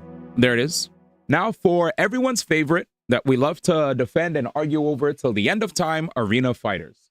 You have your single screen versus Arena Fighters and your split screen multi-screen versus Arena Fighters. So first, for single screen versus, there's Naruto Storm, there's also Power Storm, there's Dragon Ball Xenoversus, there's Urgis, and of course there's way more that got released after that, right? There's Jujutsu Kaisen, there's a Demon Slayer, there's Jump Force, there's Sparking Zero, and you could even add Bleach to the list, even though it's more restrictive than the traditional Arena Fighter. Split screen with multi-screens is ARMS. There's the Budokai Tenkaichi with the split screen versus right here. There's Gundam Versus and For Honor. And there you have it.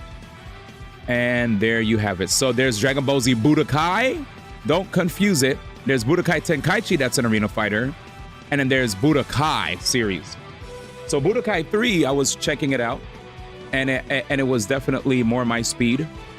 But yeah, a lot of people confuse Budokai and Tenkaichi as if they were both the same thing. With that said, it was. I hope you guys all understand what we're talking about now.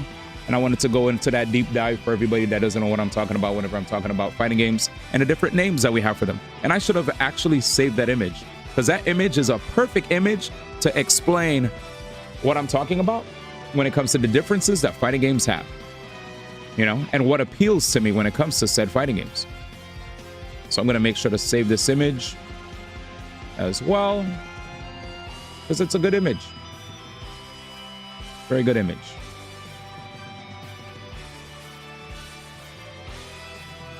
Let's see. I'll just copy this. Perfect. All right, we're good.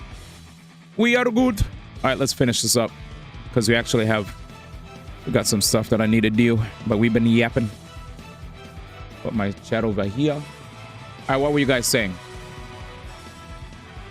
Let's see. What was that word? Nomenclature.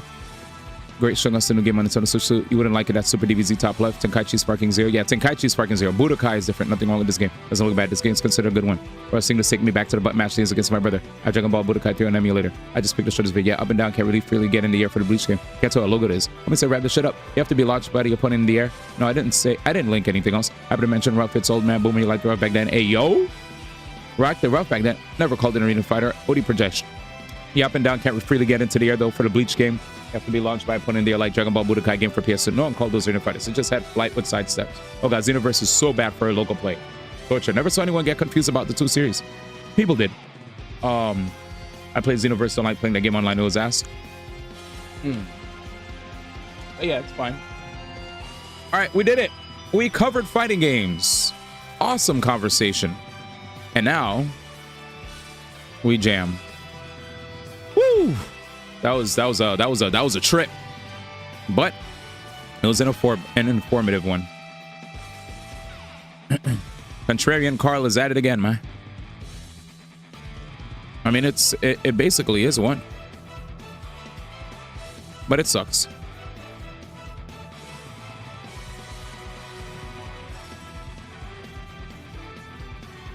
He said, sorry, what up, man? What's this? Why did my man say sorry? Well, Pantarella trailer, you said sorry. What made you say sorry?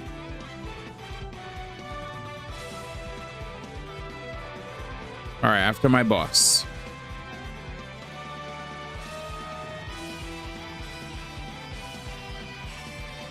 My man said, hardly. Hardly doesn't mean it isn't. Closer to thing doesn't mean it isn't something, period. You know? But yeah.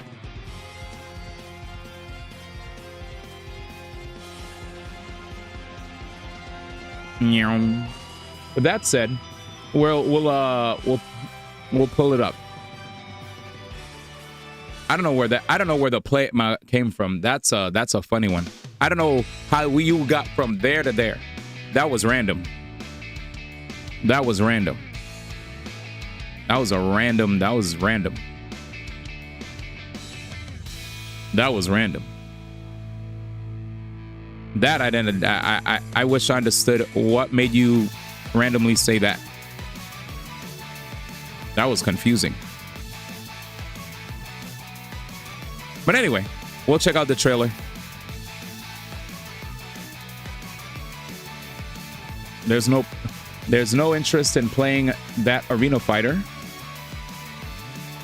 for me to like. That was just confusing. You'll see how mid it is. I don't have to play it. I don't have to play it though.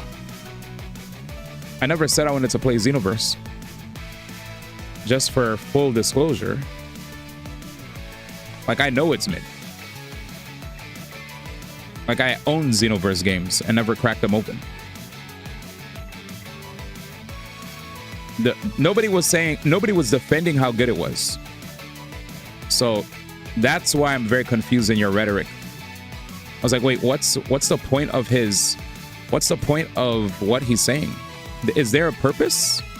Because what he's saying low-key doesn't serve a purpose. What's he fighting for? Is he just saying stuff? Because I didn't say I liked Xenoverse. So the play was very out of left field. I was like, I don't like Arena Fighter, so why would I even want to play that? You'll see how mid it is and how action MMO game it is. All right, playing the next banner. What up, Radish? But yeah. Is there... All right. Give me a second. Give me a second. Give me a second.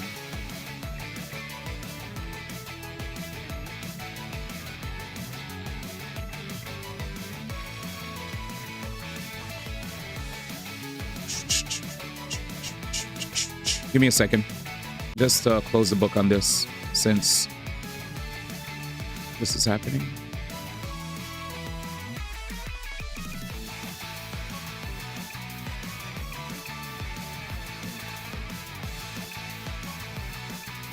Let me pause this. Let me see this. All right.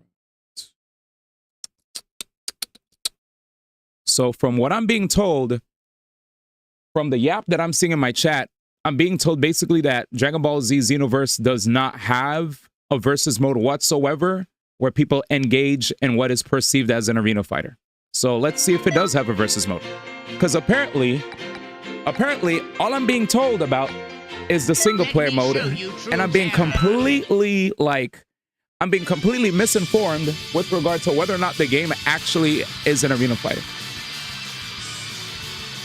Like, this is an arena fighter. I'm done. My nigga, I'm done. This is an arena fighter. Like, I'm done. Like, I'm done. Next. That was a very funny, like that was an arena fighter. Like that, respectfully, that's an arena fighter. Next. That's an arena fighter. My man goes, oh, the main focus of the game is single player mode. The fighting is a side thing. My brother, when we play Soul Calibur, right? When we play Soul Calibur has a robust single player mode, lots of single player shit, but there's also a versus mode. If a game has a versus mode in it, the versus mode part of the game is an arena fighter. You fight in an arena. The fuck? That was so wrong. No, this game is more like an MMO. Regardless of what the single player mode is like, it's an arena fighter. It's an arena fighter. It may have all that single player stuff, but you know how many fighting games have single player shit to it? Some of them where they put a lot of effort into it, and some where they don't.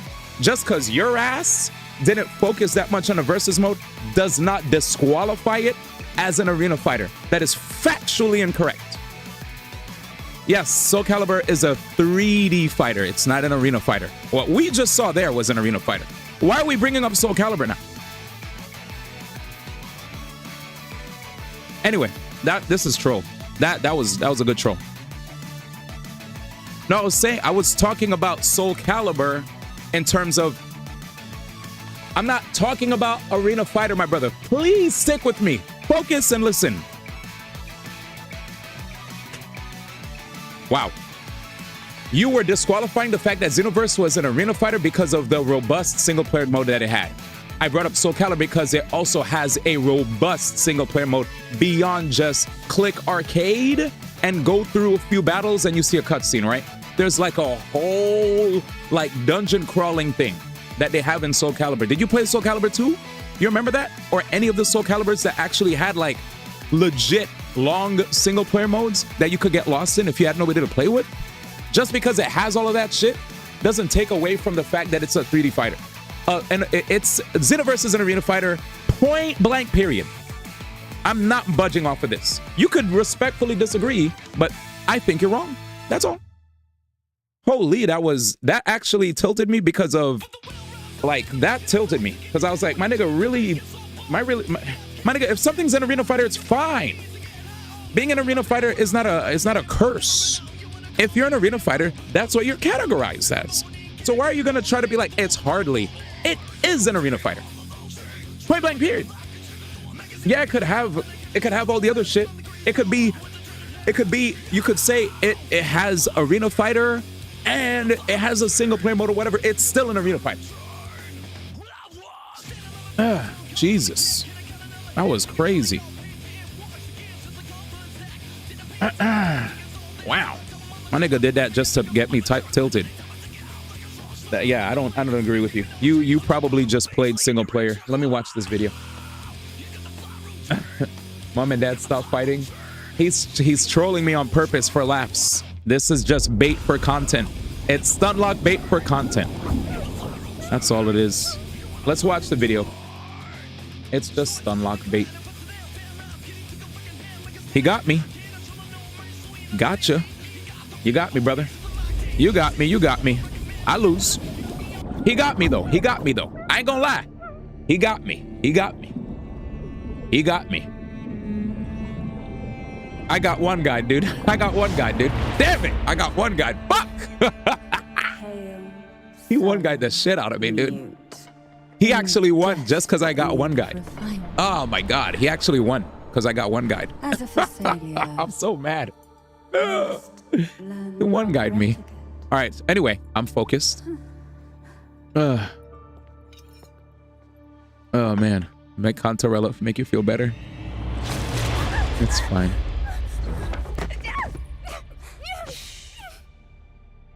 Jesus, you could see the universe on her lips. Silence is a virtue, as is grace. Whatever is served, you must swallow without flinching. Now, don't tremble. Take your hand. Steady the knife and fork. Cut it.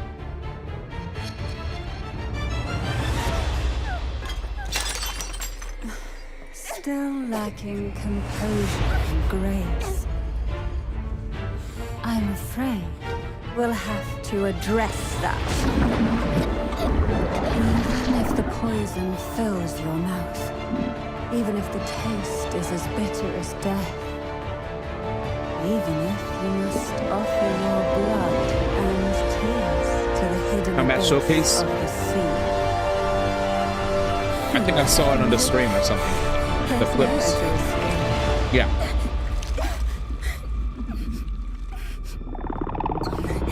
I think. Damn, that looks animated. Like 2D animated. Is that's 2D, right? But she's in 3D.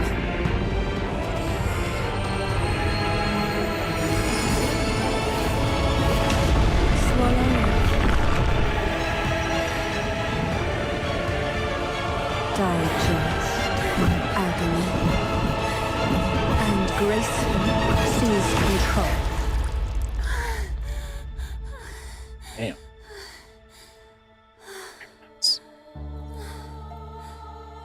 Sample it well. All that awaits. Ew, I hate. Oh man, I can't do that. That squid stuff, bro. I've got this. Follow my lead. Please enjoy a small gesture from the Phassalias. Does the head of the Thessalians take us for fools? Uh-oh. To offer even 1/10 is a Not great bad. concession for the Thessalians. Do Jesus. remind yourselves, new nobles, of the decorum that should protect you. It's about time you learn your lesson. The old ways are long behind you now. Poison. Dead. So wait, is she evil? At the table, raised against you. Whatever is served, you must swallow. Does it sound like Kingdom Hearts type music? As nobility, this is the most basic of courtesies. Is she evil? You Yo!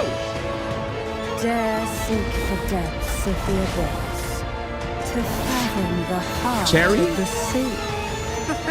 She can be whatever. Yeah, they You keep are hitting but her. foam on the way, Stop aiming there! destined Jesus! to utterly dissolve. All right, they're going ham, chat.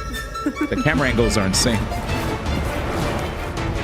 Looking if evil, why hot? It's Woolwa's Kokomi. Damn.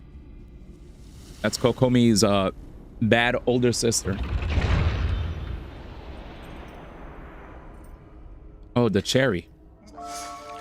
God damn. Okay. Okay. Okay. Delicious. I wonder, just how sweet will you be? Whoa. What just happened, chat? What just happened? What just happened? That was 2D animated too? Bro heard violin and thought of Yoko Free. JoJo's did it first. I'm done with you. This guy said JoJo's did it first. That was crazy though. That was a trailer. I think we all lost, chat. I think we all lost. Wow. Let me see. Let me see something. I feel like my bot keeps popping up. I want to hide my bot. Show messages, show rate events, follow events, donations, channel point redemptions, chat messages. But yeah, hide my bot though. Give me a sec. How do I hide bot? Show user platform, make messages disappear. It's fine. Whatever. Anyway, yeah, she looks crazy. She looks crazy. Yeah. Who's pulling for her? Is she tomorrow or something? There was a combat showcase that Baba said there was.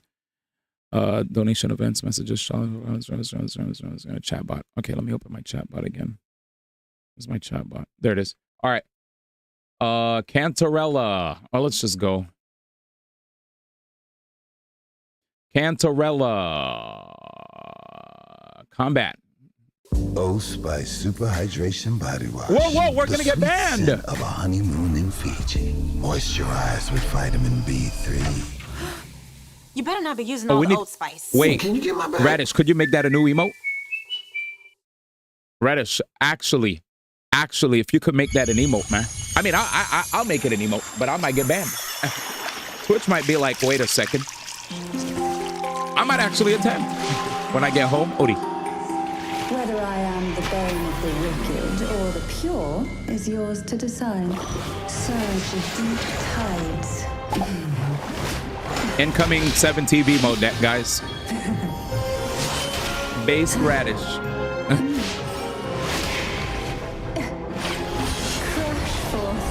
Making my wallpaper? Sheesh, I'm making my phone wallpaper. People will probably look at me weird. Hey, can I get your number? Yeah, let me grab my phone real quick. Whoa, what's that on your phone?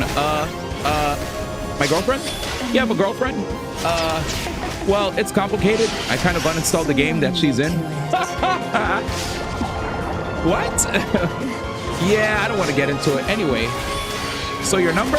Yeah, I'm gonna go.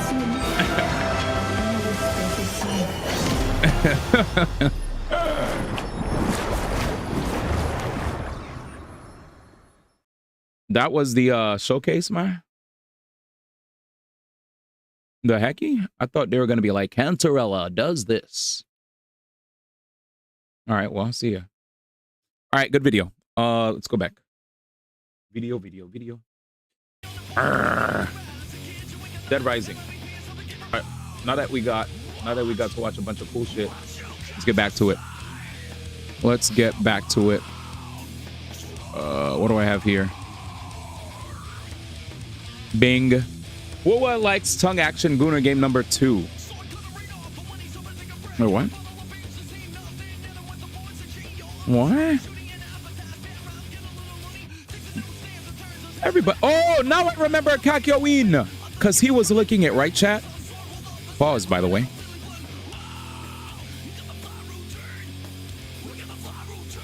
Was it? It took me a minute to remember what you were talking about.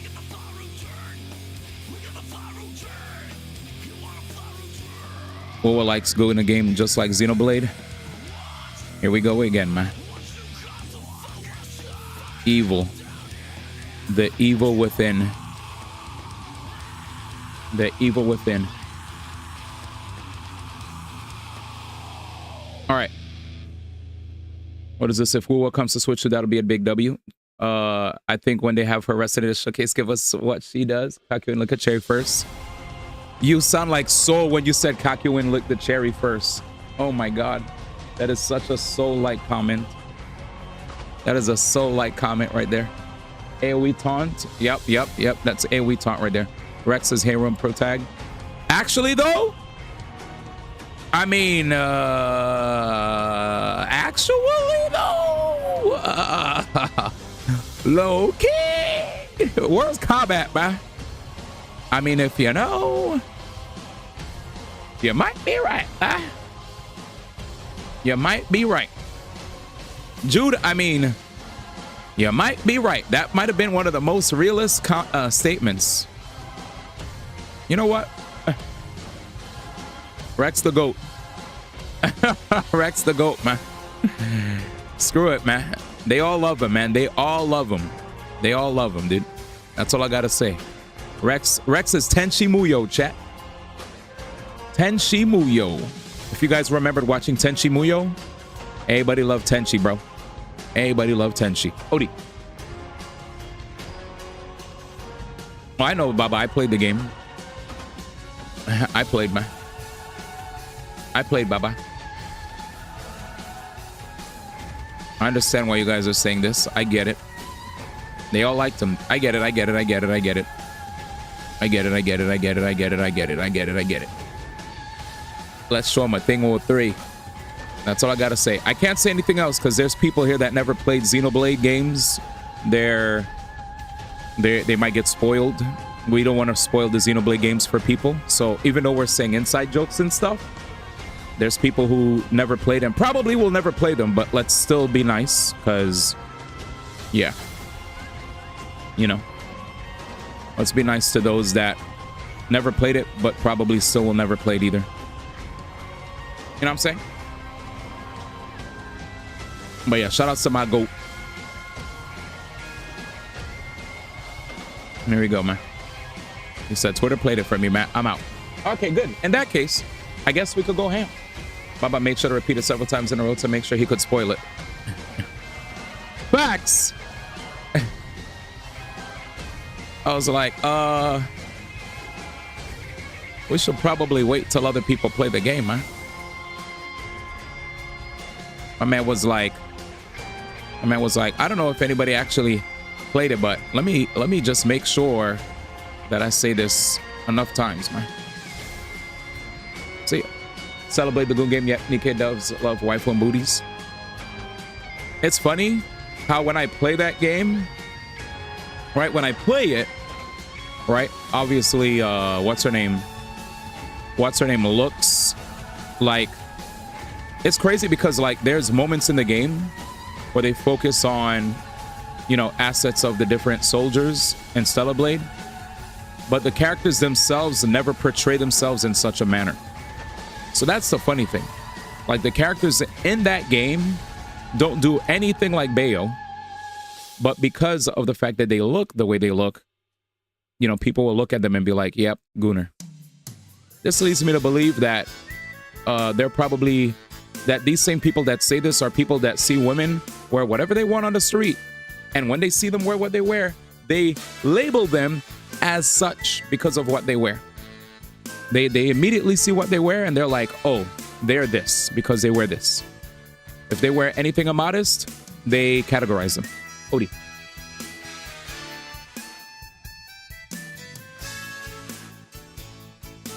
I said never go to any music conventions. That's all I gotta say. Don't go to any music conventions or concerts, music festivals, because you'll be in for a rude haram awakening. That's all I gotta say.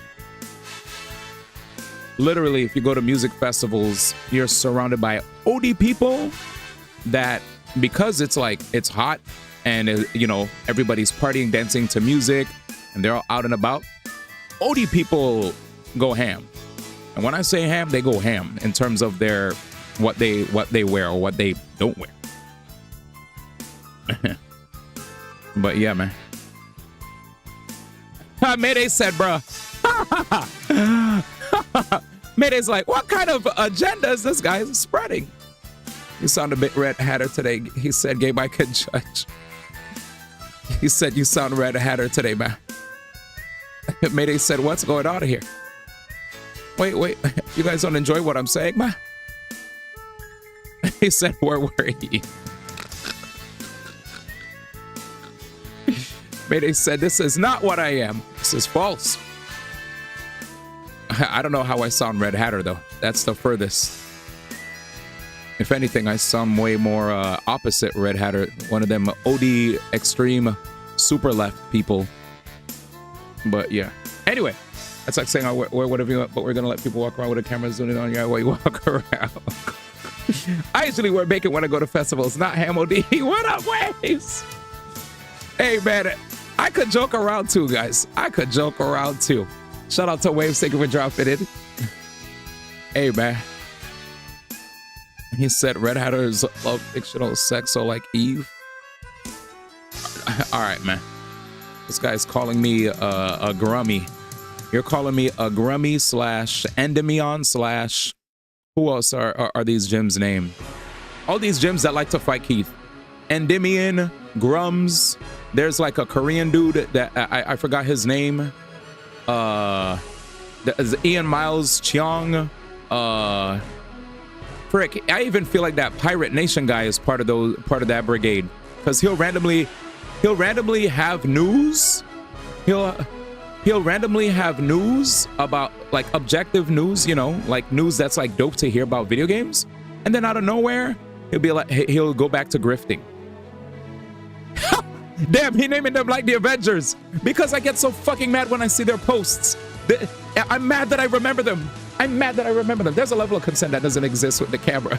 All right, Mayday, fair game. Red hatters love fictional sex, so like, if me laugh when you say Twitter peeps love to have their hats to a game. Online is funny. Jokes are illegal. I'm gonna need some ID, sir. As men go. PvP versus people. He said he naming them like the Avengers. What are you talking about? The Red Hatters? It's true, I hate knowing them all.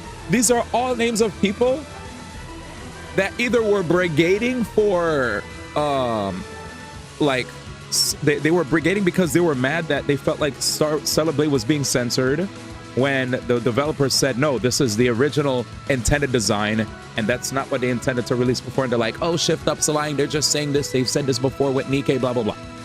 And there was also another situation with oh, cool. Anyway, there was also anyway, all I'm saying is these are people who tend to go above and beyond when it comes to spouting anti-woke rhetoric. I think that's the best way to say it in a few words, right? Anti-woke rhetoric. So whether or not if they see what they perceive as censorship in a game, they will cry foul and brigade, right? They'll be like, oh my God, there's censorship. And if they see a game where a lady does not look traditionally what they perceive, right? What society perceives as attractive, right? They'll immediately be like, oh, this girl's face looks like this. Why do so many ladies nowadays have more features that look more closer to a guy than a girl? Oh, why are they afraid to give women busts? Why are they afraid to give women posteriors? You know, this is why we root for Eastern devs, because they're not afraid to challenge this new wave of Western developers that continue to, you know, censor, and they're making all these games super woke, and they're forcing these, you know, they're pandering to all these marginalized groups of people. And, you know, I'm tired of all these gender ideologies and blah blah blah. And I'm like, bruh, why do y'all care so much? It's funny how I've never was on that or heard of that or any of that.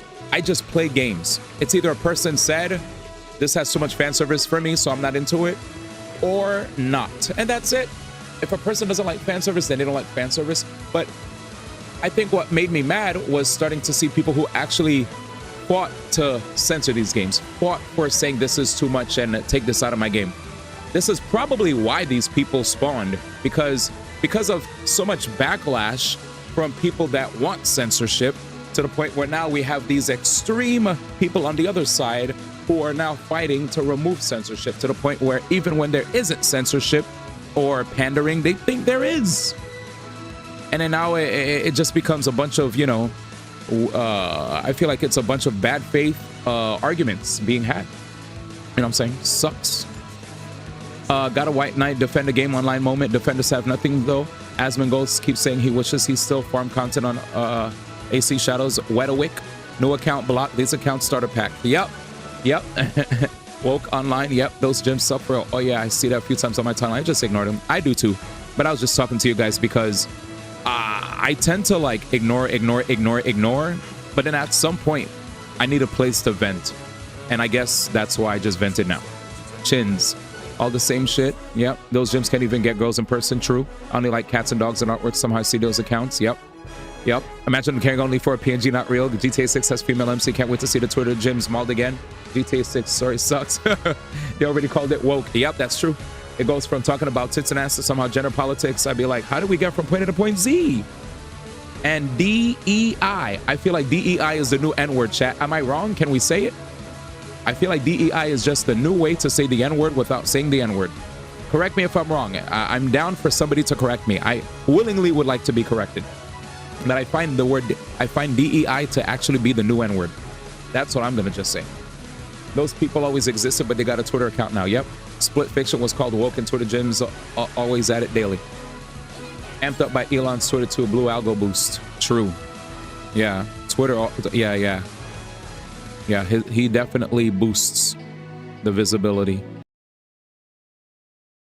Physical pieces this time. Which is why, because it was based off DI anyway.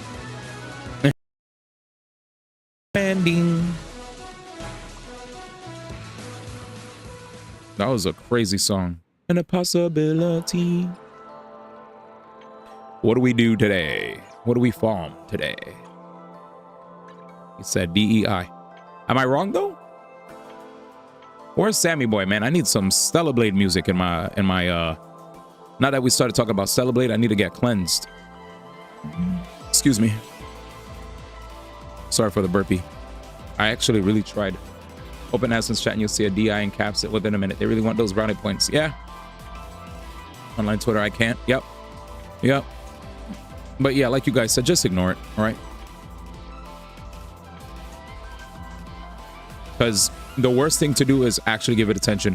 When you give it attention, they will never concede. The point is, they believe what they believe, and they'll keep pushing for it. And, you know, with that said, Lunar game. Anyway, with that said, because they'll keep pushing, you already know what's going to happen. You'll never come to you guys will never come to an agreement. It will only be my way or the highway type type arguments. Woo. But yeah, Mayday's right. They have a Twitter account now. Joseph Ferris made a game based off his daughters, and yet, dude, that's so crazy. I was like, literally, like, I was actually like right there when I was at the Game Awards. It was literally right in front of me, and I was like, I could definitely get a crisp picture here, man. But it was like a riot. There was a riot party. No, Netflix party or riot? Netflix gaming.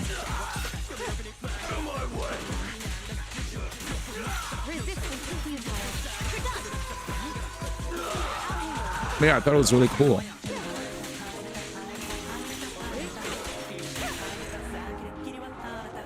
Imagine random people saying your daughters aren't sexy enough. I would, yeah, that's vomit. That's vomit. Gunnar rants while playing Gunnar game. Oh boy. Yeah, he's made a game that isn't DA. True though. I know. I'm actually always. I've actually been surprised that I never really heard people go too ham on me when I played this game. Like, not like, you know, doing the whole. Like, I feel like I've heard some people say it about Jane Doe.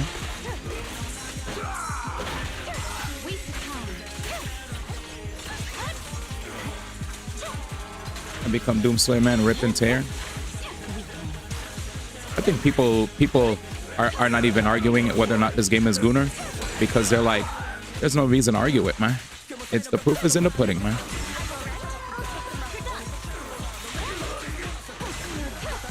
Not everybody got to be Eve to sell a game fast. I called Cabo Rat Effer in the chat when Jane Doe was released. Bro, I keep thinking she's a mouse. Yeah, that's so weird. What did Joseph Fair say? Any update on what Joseph Fair said when they said that? He said, I become Doomslayer. True? That's the only right way to go. Rats, we are the rats, man. This is the Dan thing, right?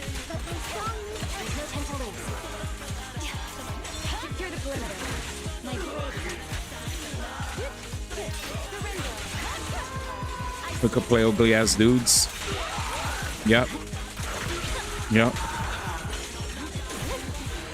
We could play ugly ass dudes, but the girls gotta be dropped and gorgeous so people get ragey. Yep. Still nothing like these bad obsession.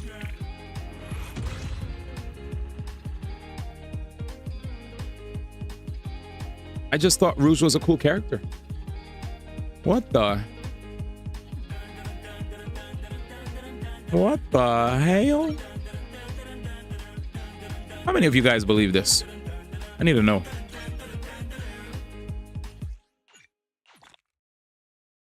No. Furry. No. You love Rouge, Matt? Oh my god, dude. I can't believe this. I think Rouge is cool, but what the? We saw. I know you like that Pulcher Trill a bit too much. Why is he doing the card in 4K? Oh, no, man. That's insanity. Wait, is this Inferno Rider?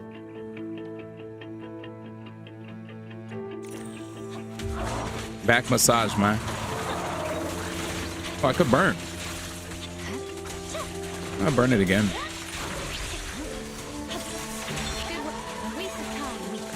Wait, is that the queen? Oh my god.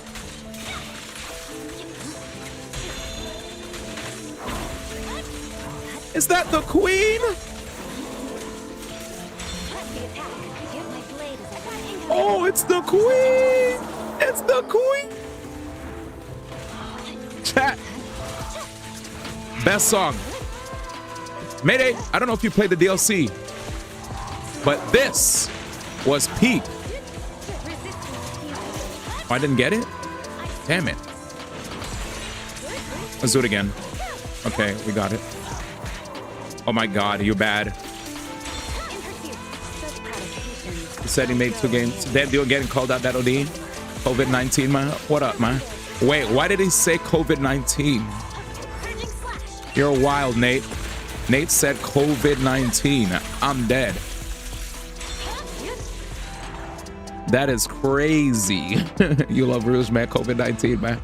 Bro wishes he was one of the one doing the massage. Damn, doing getting cold that I don't need it. And then he said he made 2 games. And then said he made 2 games with 2 guys, 1 game with a guy and a girl before. Oh, okay. That's what he said. I have to scroll up. Joseph Harris said, another feminism propaganda game? What the F is this? I don't care what you have between your legs. That's totally not interesting to me. Good characters is what it's important. Chat, do you hear that? We don't care what's between your legs. We're just here for video games. We don't care. What a based comment. We don't care. Good characters are what's important. We don't care. Damn, what a statement. That was godlike. I do not care what's between your legs, bro. I'm just here to game. Holy shit. No, but I watched you play it. Did you see me play as an Amy Mayday? Because the Amy song, La, was... this is the Amy song. It was amazing. Bat. I'm going to say it, man. You're crazy. I'm going to say it, man. Yakuza series over Sonic series in regards to Sega IPs. What? I need Mayday to chime in. Mayday, you're a Yakuza, right? Thoughts, man? Can I get a... Not like, you know, I know we don't always see eye to eye or anything, right? But I think it's fair to get more, you know. He said yes. So is it because Yakuza has more good games? Go play Sonic 06, man. Like, are the Yakuza games better? Yes. They're usually better. Yakuza needed memes to get popular. Sonic has memes too to get very popular. Come on, man. Sonic also has hella nostalgia writers because it's been out forever. But I digress. La. I think it's because there's so many Sonic games that there are good Sonic games and then there's a crap ton of bad ones. Whereas I guess Yakuza has way less bad games, so that's why you guys are saying Yakuza is better. Is it fair to compare? Maybe the best way to say it is Yakuza has less misses than the Sonic series does. Is that the way to say it? Because overall, Sonic as an IP is just one of the most, if not the most successful IP that Sega has. Correct or incorrect? Go play Sonic Dreams Collection, man. Same levels, man. They don't gotta make stages. Yeah, on the average, the Yakuza games are much better. Yakuza Dead Souls is probably the only bad game. That's it. Coming after me. One in my head, yeah. Oh yeah, did I tell you color? I may have Bleach and Yumiya, but on PC. Sag. Because I'd much rather continue what I did on PS5, but it's fine.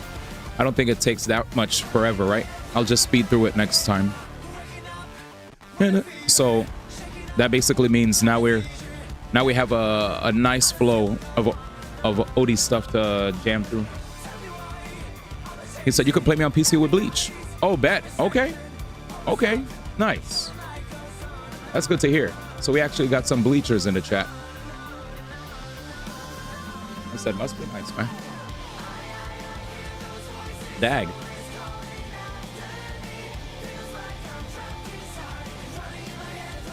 He said must be nice, chat. Give me a second. Let me look for something.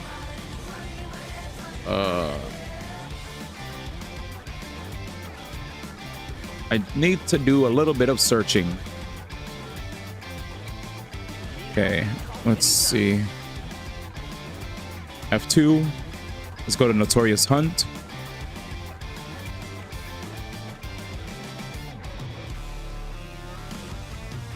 All right, as long as the game isn't messing with me, I'm gonna start farming for Twirly.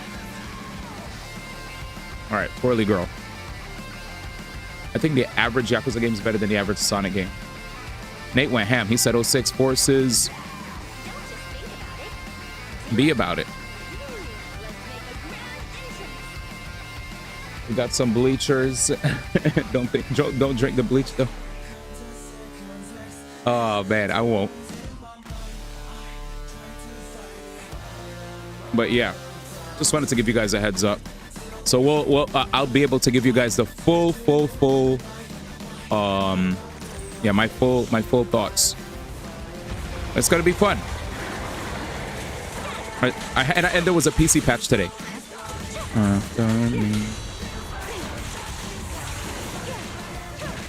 Oh, I still got hit. Wait, go back. This song goes crazy. Okay, I gotta do that sooner, man. Oh no, we did it too soon. I'm a gym, but at least I get a free disorder.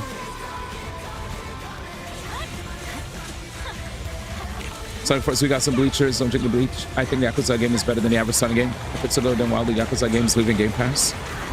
Wait, what? Wait, could you explain? Is there a way to explain why that makes sense in soul language? So wait.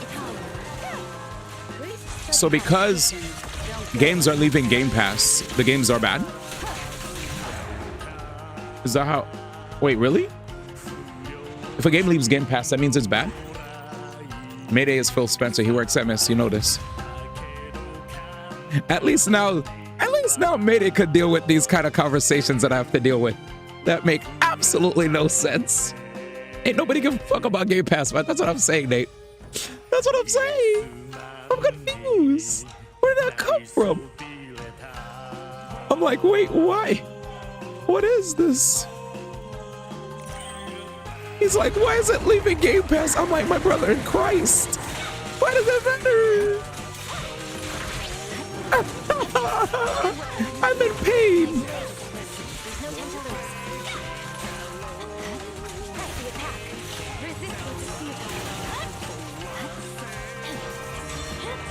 Oh, Jesus. He said he's Phil Spence. You know this.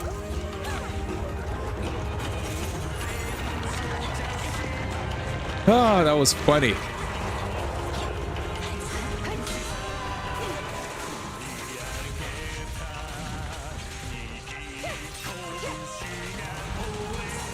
My man said, why is it leaving Game Pass? Hey!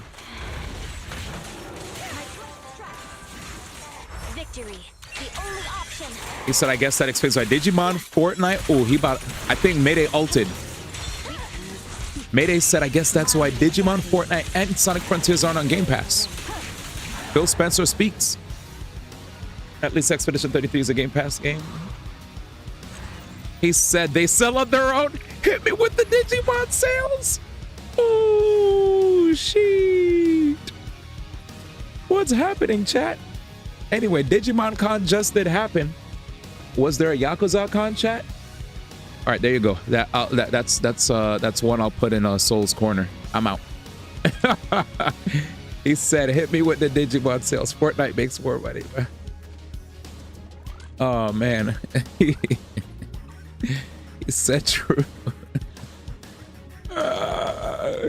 He's like, wait a second, D1, whose side are you on, motherfucker? Debbie came shooting today. Wait, I don't want to play as this crap. Aw, man. All right, we'll play as Corin.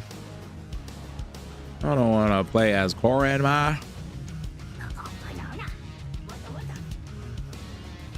Get out of here. Yeah, I thought we were all about the sales doesn't equal game is good. Because, you know. Actually, can I ask you guys a question? When it came to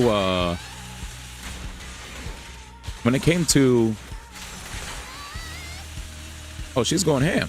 Oh, she's going ham. So when it came to Hogwarts Legacy, chat, was Hogwarts Legacy actually a good game or not? Because a lot of people were like, oh, because of the woke Hogwarts Legacy, you know, didn't get nominated at the Game Awards. I was like, wait, I swear I saw Hogwarts Legacy get nominated for stuff. You're capping. This is cap.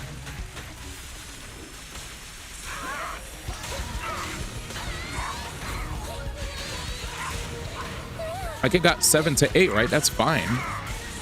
It wasn't Game of the Year or anything.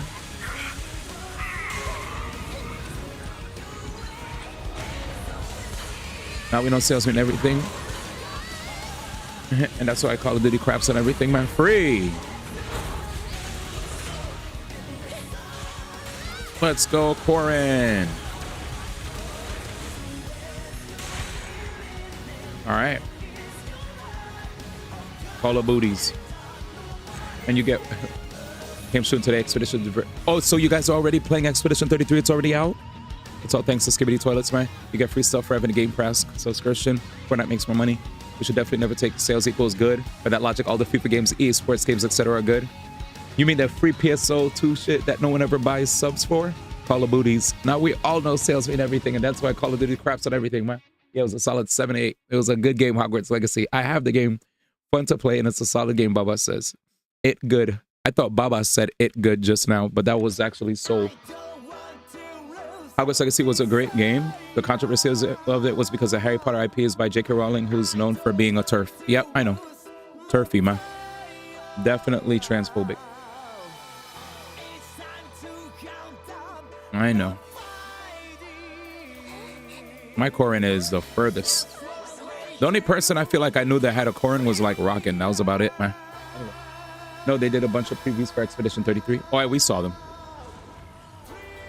We made Game Pass jokes before. This ain't new. True. This, she doesn't do that animation usually, right? Bro, did I pick the wrong difficulty? Or you said, bro, what happened? Did I pick easy again?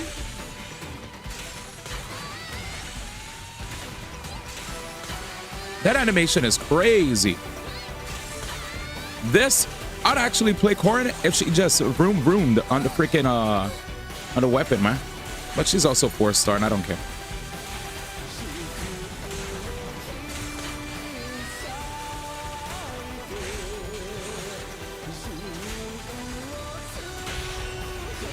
How to choose a Rockin' character? Is this character someone everyone hates to get when they pull? That's probably Rockin's favorite. Hook. Basically, I think from what I gather, I think he just likes playing older. Like he likes playing. He definitely just has a unique taste. It's usually the non-meta stuff. Because even when he played fighting games, like he had a Peach, but he wasn't necessarily a fan of being cheesy with Peach. Same thing for Meta Knight. When he played Meta Knight, he tried not to spam Tornado. When he played Zelda in Ultimate, that was the first time I've seen him actually play like a low tier. Yeah, he played Zelda. He played Zelda in Ultimate. Peach in Melee. Zelda in PM, right? Hook, Ling Yang, Corin. I don't know who he likes in Genshin. Yeah, I have no idea. But he definitely, he's definitely anti-meta, from what I can tell. Oh no, we're not shitting on him. I was just saying he's anti-meta. That's all. It's fine to be anti-meta. The Ling Yang kills me. The only Nikkei I ever seen say they like him is 1010. Everybody's different. It's cool that the world is different. Coco Melana. Hey man, to each their own. Play your games the way you want to play them. All I gotta say is good luck. Good luck, you know? Good luck playing characters that are struggling in the meta that you really like. And then not being able to redeem rewards, I guess. That's all. That's all I'll say. Heck.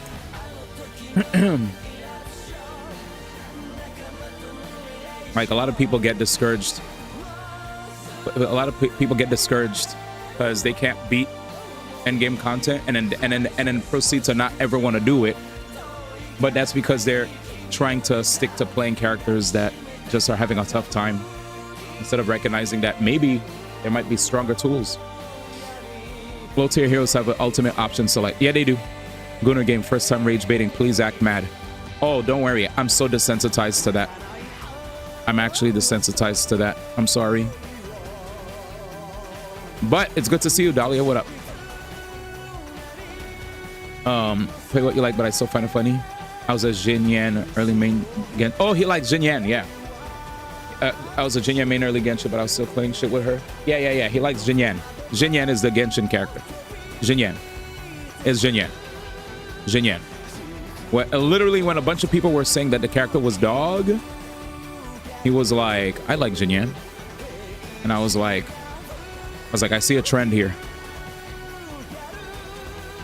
I see a trend. He is a low tier hero. I might get it. Please act mad. DN! Your name is funny on YouTube, DN. Dag not have something in common with him. Daggy. Jinyan lovers. No harm, no foul. Hoyo drip market drop. Jesus, not that mad.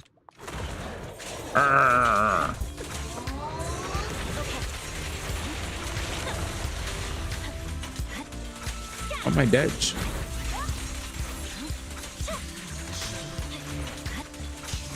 HSR pink Barbara. Oh, her? She came out? So, Hyacinth or something?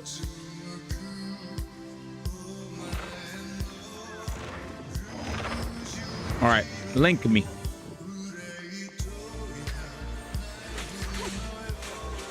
Definitely a character that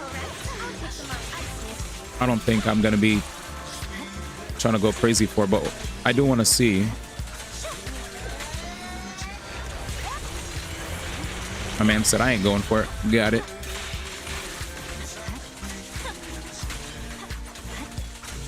Yeah, I mean, when you said meh, that was the icing on. That was indicative. But wait, what makes you not like her? Her design. Is it her kit design? Let's see. Where's the linky? All right, I'll just Twitter it.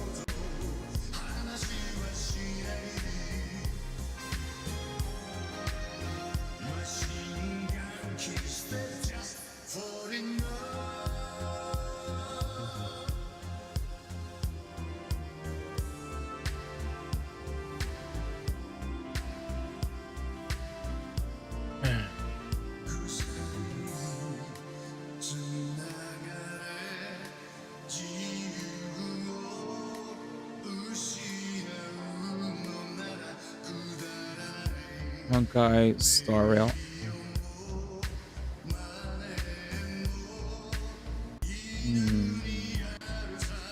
Here we go. Ooh, stream this week. Finally. Ladies and gentlemen, so first things first. First things first.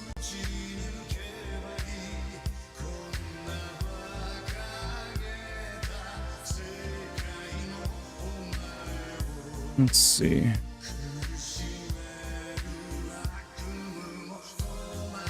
There we go. So Hyacine. First, before we go to Hyacine, it looks like there's going to be a stream this week. By the end of this week. Today's Monday, right? So Casterus and Anaxa details will be dropped. Here are the lives.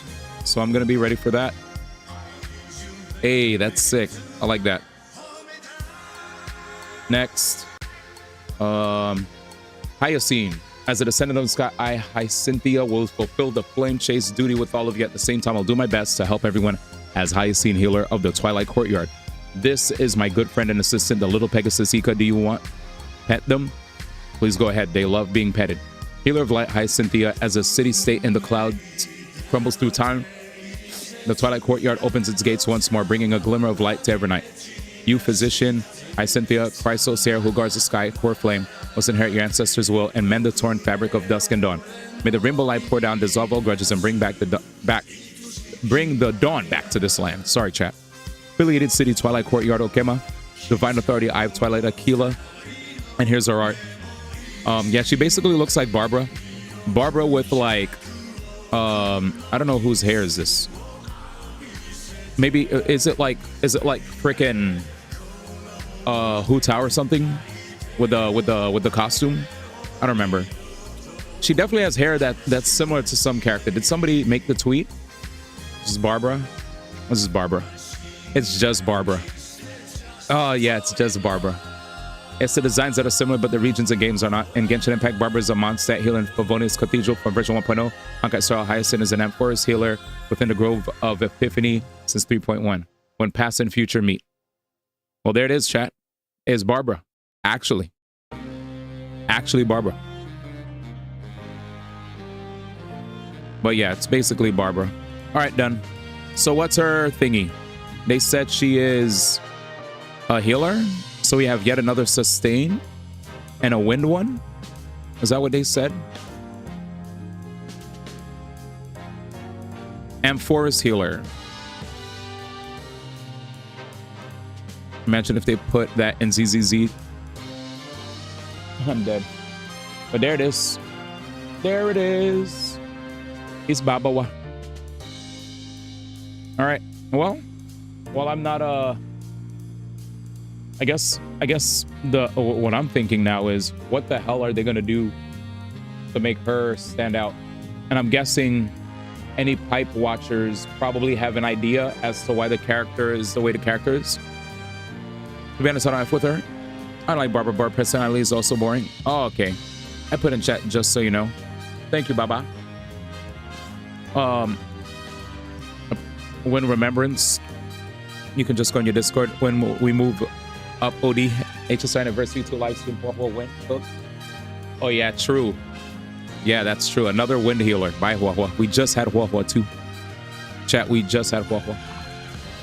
Yeah, I don't really remember much about Hyacinth except Hyacinth being Hyacinth, right? She's just who she is, I guess. I never really paid no mind to the character. She was just another part of the story, you know? Anyway, blah, blah, blah.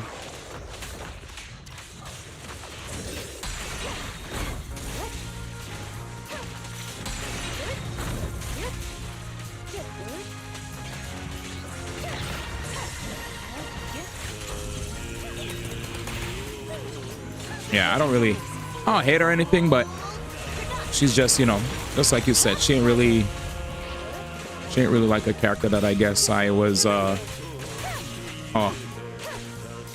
whatever, that I didn't care about. I disordered too early. Well, didn't disorder. Next healer got to do more than Linksha. Yep, you know how it is. Do more than Linksha. So, oh, put 3 Babalas? Oh, yeah. Yeah, if they put it in ZZZ, that would be insane. Which probably might happen.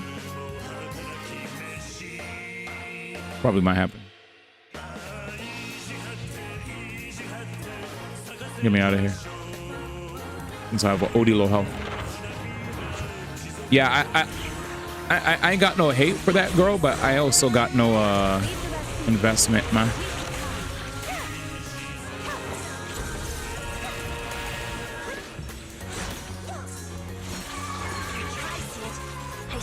Let me stop trying to have fun. Fun's not allowed.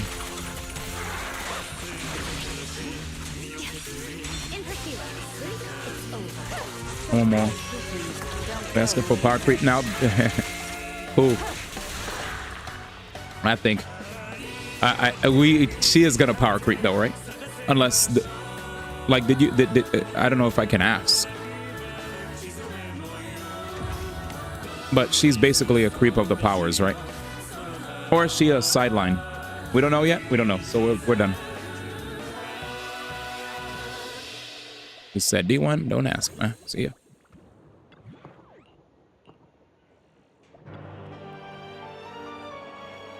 The heck?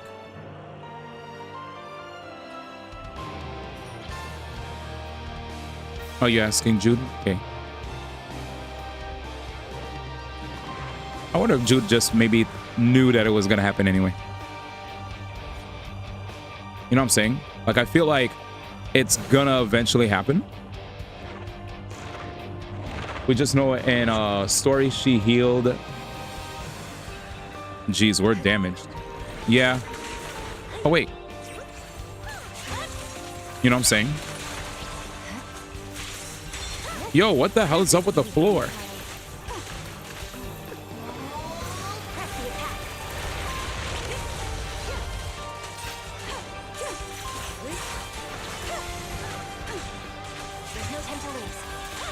I think I could get another stack. She should be a 4-star. Okay. Oh, I hope she's a 4-star. If she is, that's actually amazing. I'd be down. I'd be down. It's just at this point, no universe is this, 5-star. If she is, though, that's crazy. Oh, she isn't a 4-star? Oh, you were just talking. You can't see her rarity. True. Maybe she might... Wait, do they ever, like, drip market their...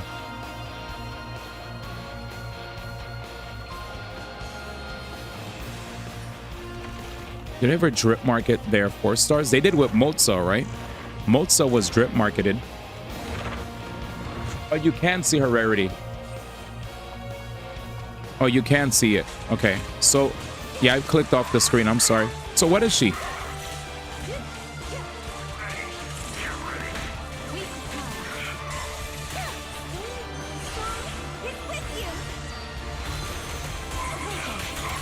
Oh, so she's 100% 5. Now I get the whole conversation, man. So she's a 5er, right? Oh, here's how I look at it. A free skip. Thanks for letting me save my gems.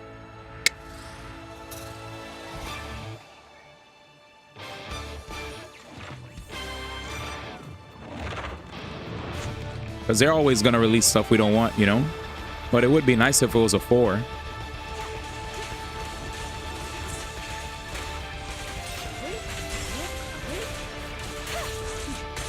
Yeah, I'll take a free Skippy. That's the way I'm looking at it. I know not everybody sees it the way I do, but I'll take a free skip, man. I'm so close. I shouldn't have kept doing that. I'm a gem. I think I shocked her, right? Take the free skip. I'm playing bad, but it's okay. Those are all terrible. We didn't proc the sorteries. I said that with Linksha. Facts. Linksha came and gone, right? I'm good. Linksha came and I skipped. I wanted Linksha, but I'm happy that I got my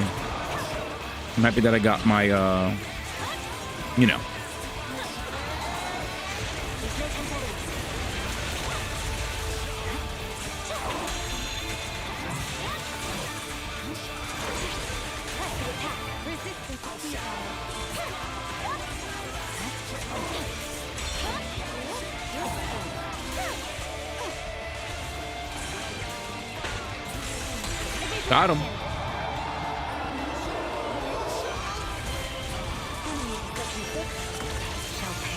Still need a fake collab. Get a free skip plus on somebody rather than her. Yeah. I totally understand not being interested in her though.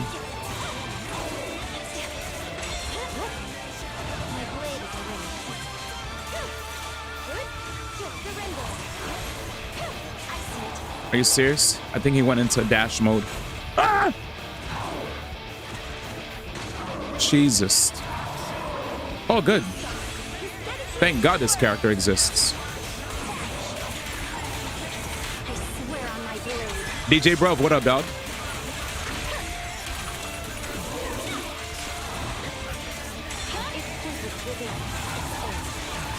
All right, time to get ready. I don't know what I chose that has my health chunked in the beginning. Can I get some HP, baby? When is Honkai Star gonna give us more info on Fate collab? When they give us more info on the Fate collab, unfortunately, right, guys? I kind of been just okay. I kind of just been chilling. I was like, whenever it comes, man. Just come around the time where, you know, they have like I just don't want to worry about having a pull for anything. I kind of just want it to happen at a time where they keep releasing a bunch of characters that we don't care about, that we want to skip, and then boom, Fate collab. That's kind of where I'm at. Oh, Jesus.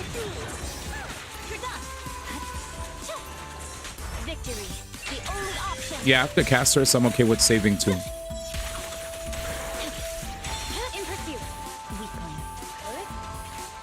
So close. I think we get frostbite here. I still have mad stuff.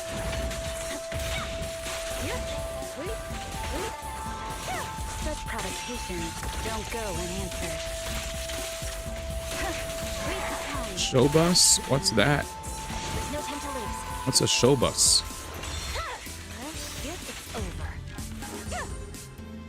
Tyler, what did he just say? Need a translation there, buddy.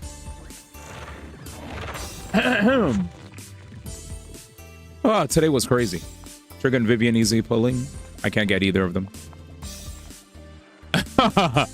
Yo, you got me dying, bro. God damn, that was funny. D1 Cantarella Resonates Showcase Bus release right now. Just release.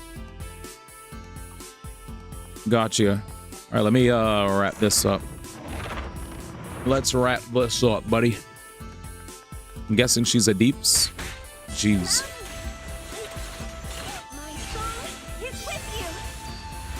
Doing on one today. The whole chat needs a translation. Low key though. Am I even on one?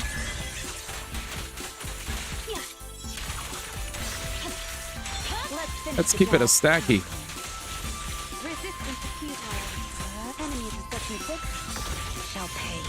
She's a hybrid like Brant, coordinated attacks healer. Gotcha.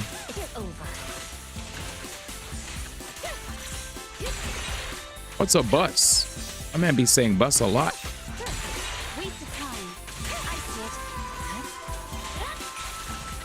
Oh no, you ulted too soon, dummy. My bad, I shouldn't have ulted.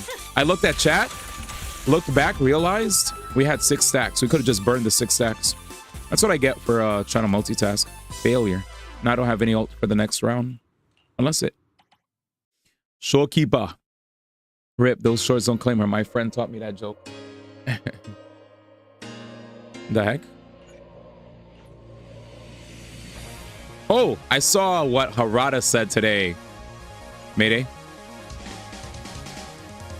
Harada said, please be open-minded to playing the game, like testing out the game before we claim this and that. Oh, okay, Mayday, I need to ask you, what's key charge? What's that? What up, Gooby?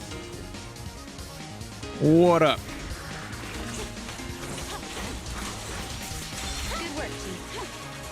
I was saving up for DA. What up, man?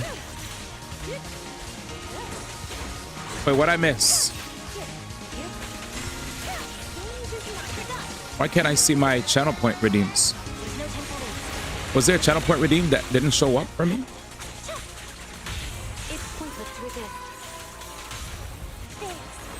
Minus 3,500. What'd I miss?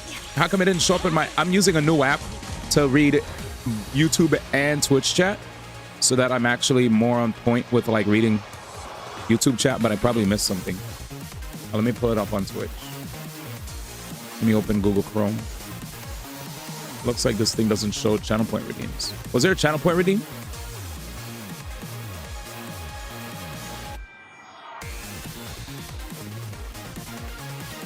probably. Minus 3,500. What did he say? What did he do? Oh, emote only.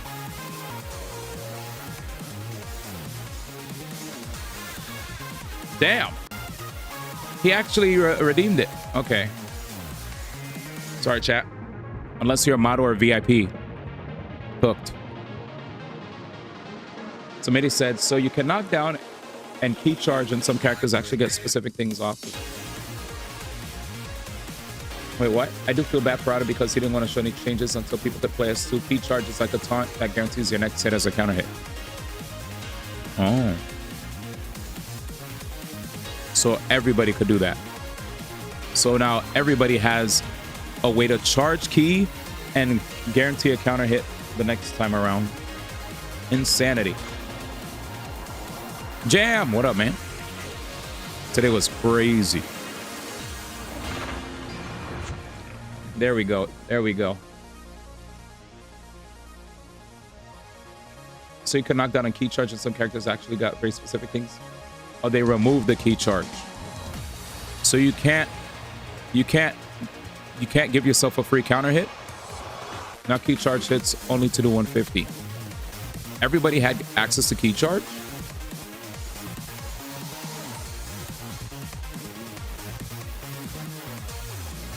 What the hell?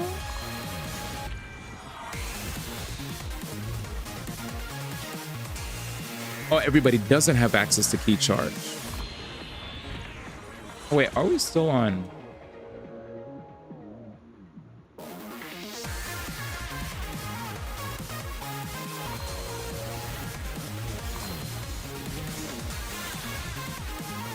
All right, so a lot of the cast members have key charge.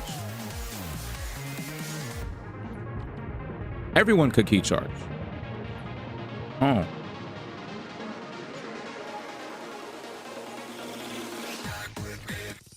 All right, get me out of here. So it's like Soul Charging in Soul Calibur? Because Soul Calibur had Soul Charging. So in Soul Calibur, you go, and then you gave yourself like a free...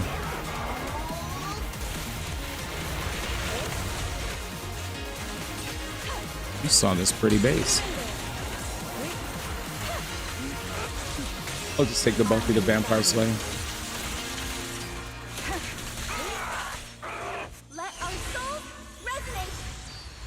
He gave characters very specific combos. Oh. So they got rid of it. And now people are mad. It's one of the things in the game that gave character expression and they removed it. Oh.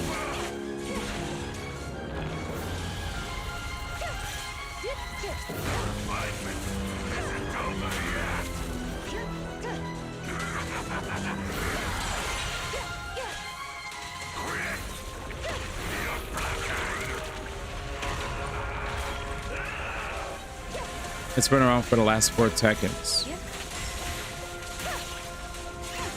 How did I not see it, man?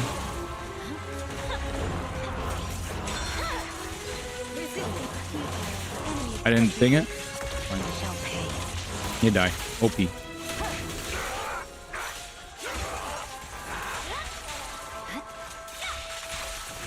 I think we proc it.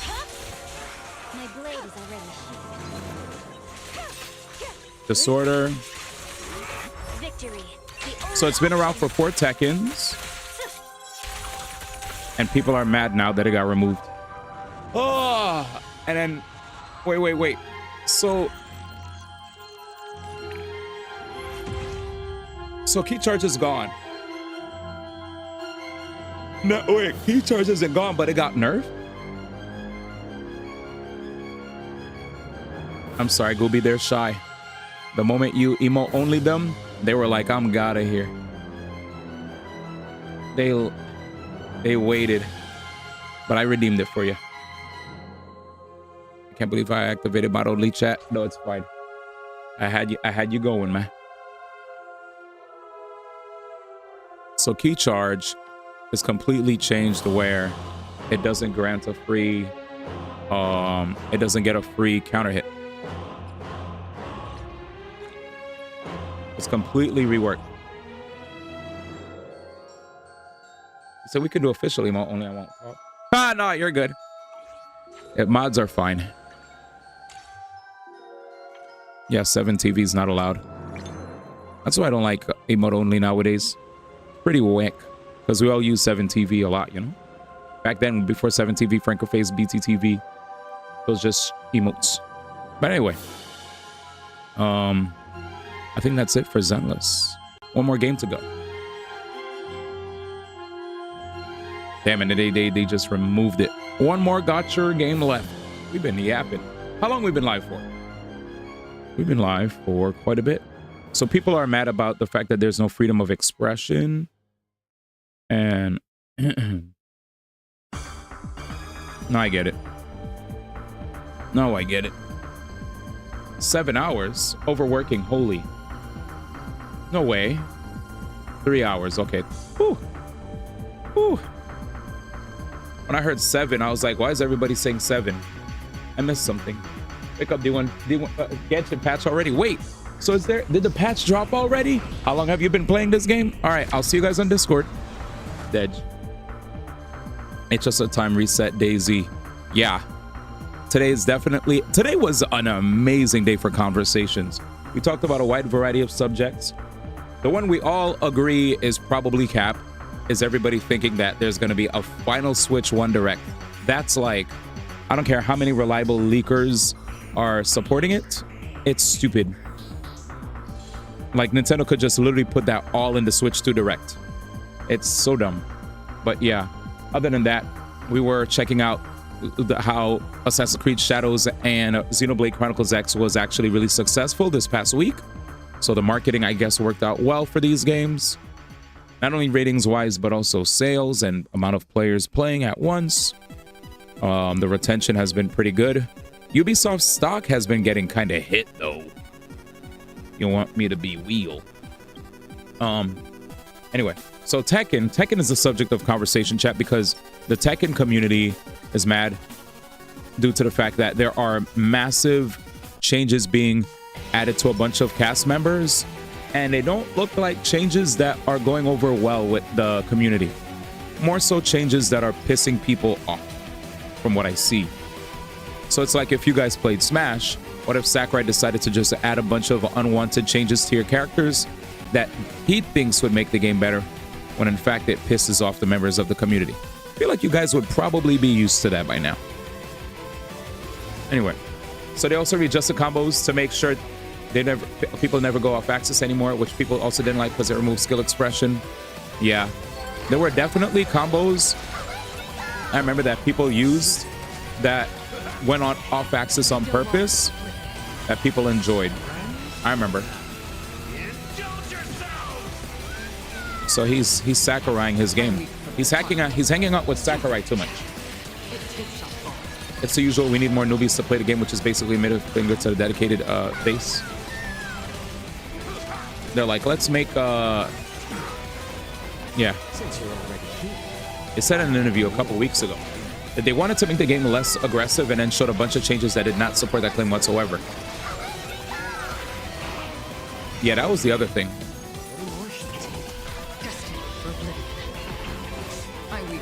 So chat, they said that they wanted to make the game less aggro, but tell me why. Tell me why they actually kept adding things that are so the opposite of that. They're like, yo, so I remember you said that they did manage to buff movement to make it more difficult for people to at least, you know, to make it difficult for people to lock down their opponent, like you could sidestep better and stuff. We got to make more money agenda even though we good. I still think Tekken is regarded as the strongest fighting game release of last year, but that doesn't mean that they aren't pissing off their user base. It's kind of like Smash players, right? Smash is definitely a big win in the casual area, but for the competitive scene, they're definitely salty about how Sephiroth is probably the most underwhelming DLC release. Like, Sephiroth is such a hype character to reveal, but can we be real? Playing as him isn't really all that. It's not that hype. Let's just call a spade, man. When you play as Sephiroth, I know some of y'all probably like playing as him. I like playing as him, but he's not as hype as other ones. Like, I just like him because he's Sephiroth. But if it wasn't Sephiroth with that move kit, I wouldn't be playing him. I'm only playing him because he's Sephiroth. You know? Yeah, offstage Octo Slash is cool. Explodifying people with his big nuke move is cool. Down airing people like it's Final Fantasy VII and Blanka gets killed. Cool, right? I like back air spacing. I like nair chains. I like playing him. But in comparison to a lot of other kits, I'm like, damn, you could have given him like maybe some more baller moves. Like the down air, like fair I'm cool with, nair I'm cool with, bear I'm cool with. Up air I kind of wish was different. I don't know what they would have done better. Octo Slash is cool, I guess. But I don't know. I feel like they could have done a better job, maybe. Anyway, what are we saying? They added crouch step, but haven't shown it yet. Which would be a thing you probably should have shown. True. When will fighting game devs learn that the systems is not what will sell to the larger casual audience? I still legit think that if they kept Melee's engine for Brawl, it still do as well as it did. Yeah. Always believe that. I think if they like, if anything, adding auto cancel like Smash Ultimate is fine with me. I'm cool with that. It's just I kind of miss being able to jump in fair with Ganondorf. Like, you could kind of do it in Ultimate, but it just looks so much smoother when melee. Like, I like melee, but obviously, like, having the L cancel forever is kind of OD.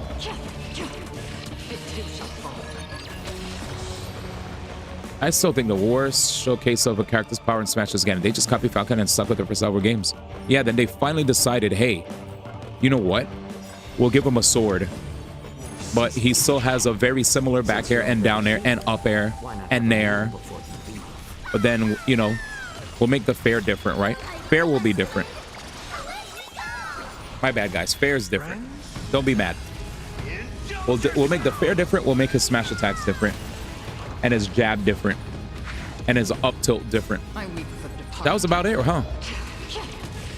F tilt, down tilt, up air, back air, nair, down air. Down B, up B, damn. Side B. I like that they added the grab and brawl. Good on Sakurai for that. Hopefully next Smash game he'll change Ganondorf even more. If anything, that's what I would like for the new Smash. Sakurai to actually do something different with these these characters that aren't exactly, not like, for the characters like Peach and Daisy, like whatever, right? I'm more so talking about like the Captain Falcons and, you know, and Ganons, the Roys and Chroms, right? Give us something a little diffy, personally.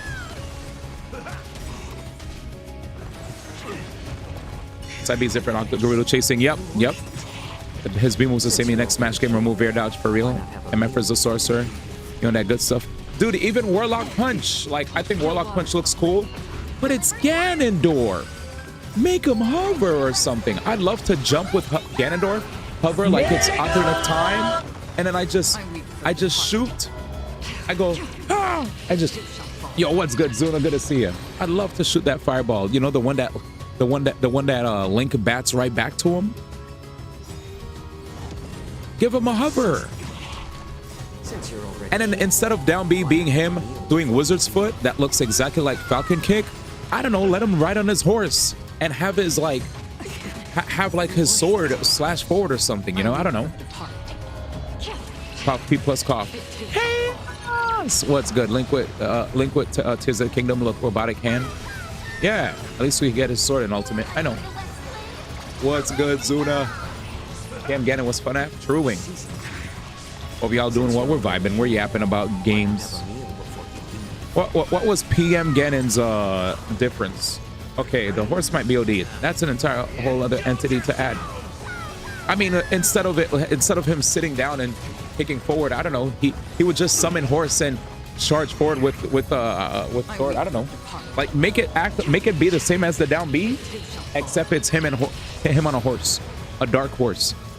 I don't know. Maybe I'm going ham, but the way I thought of it was just him on a mount with his swords out, like sticking forward, hitting anything in his path. That was the concept. But then if he does it in the air, it's gonna look weird, right? Because he'll go downward, I guess. But I mean, who really down B's in midair nowadays? In any game past Melee, people still do, I guess.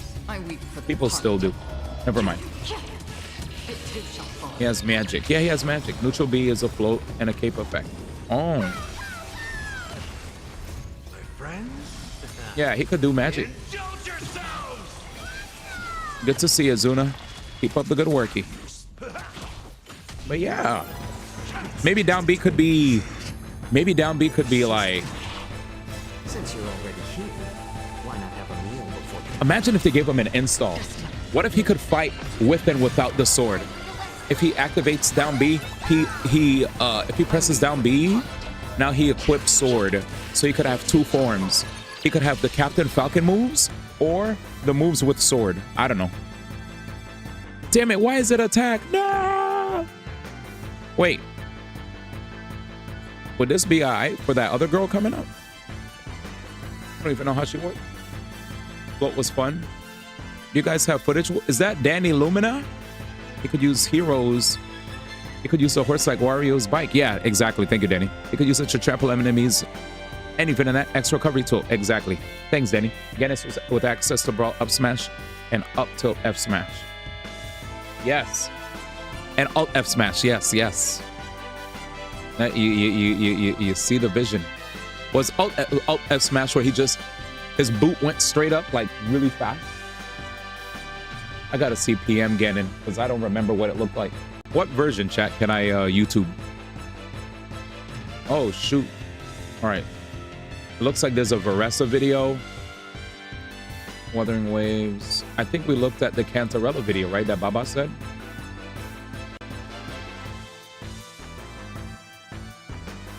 Oh, we just saw the Cantarella video. Proper etiquette. What is he talking about? Anyways. People knows.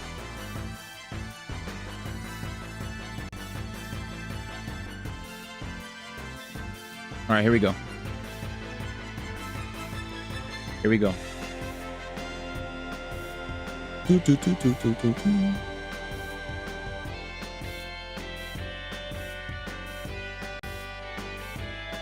There you go.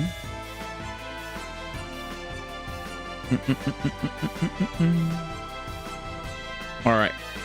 Show. Varessa's in the building. The heck? What's my Nightbot? Beep. Sleepy. Hungry. You're gonna be late. What the hell? This song's kind of cool. Oh, I can still make it. I can still make it. Sonic.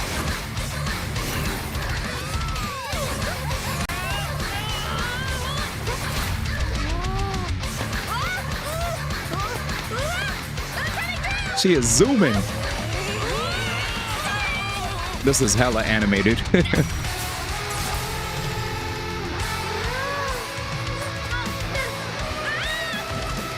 What the hell?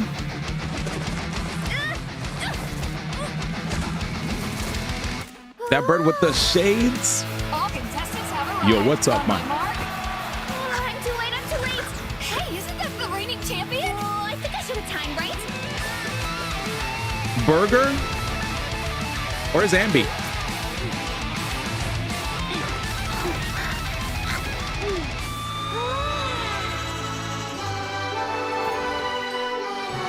She's in heaven right now. Because of Burger.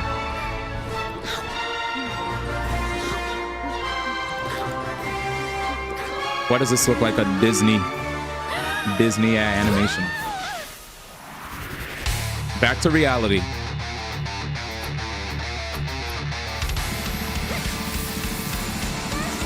Here we go.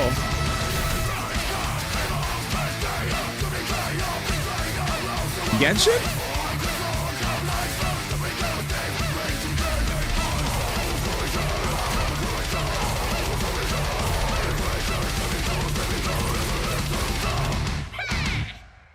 The tournament is about to begin. Final call for contestants. Where is she? Are we in Natlin? Natlin's the land of anything goes. Wait for me! Natlin is actually just, there's no rules. Natlin is literally anything goes land, chat. It's actually the land of anything goes. That song was sick. I mean, I like headbanger music. I was just like, wait, what? Anyway, yeah, man. That was Veressa coming to, yeah, she's coming soon, man. Anyways, he said they lost the plot with this region, man. Hey, man. Natlin is anything you want it to be, man. That's all I'll say. Right, chat? Good song, though. Full Hop Dare Auto Cancels was kind of good. Versatile characters. On the saw Breath of the Wild link. 44 seconds, we see another silhouette. Really? Damn jam. Okay. If I play against y'all, puller, kind of wish she was in ZZZ. Sega on the phone. Ooh, the chef character. Yep. 44 seconds. I'll pull it up right now. Let me pull it back up. My bad. Gem has good eyes, man. Hey, yo. He said... All right, cool. 44 seconds.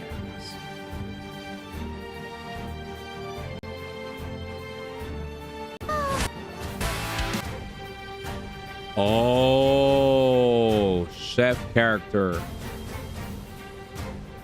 Dang. And she's cryo. Of course you saw. Of course. Now I know why he saw it, chat. Because he loves cryo. The cow ate a burger made of cow meat. True. Danny is right about that one, too. Danny's right. When I saw Breath of the Wild Link in the trailer for all, I legitimately thought he'd get an MK11 treatment. Each character would have multiple movesets because the experiment they try to do alternate movesets to Smash 4. Yeah, that would have been sick. So the chef character is basically that. That's crazy. Maybe that new set was for her then. I hope she's next so I can have a skip patch like HSRC. Kick. Jam is unsafe. There it is. I see it. My bad for not reading what you said before. Chef character. No more custom moves ever. Well, no more custom moves, but at least give us like press button and you get an install, you know? I don't know if there's any character like that now. Does anybody have installs? I guess you have Pyramithra.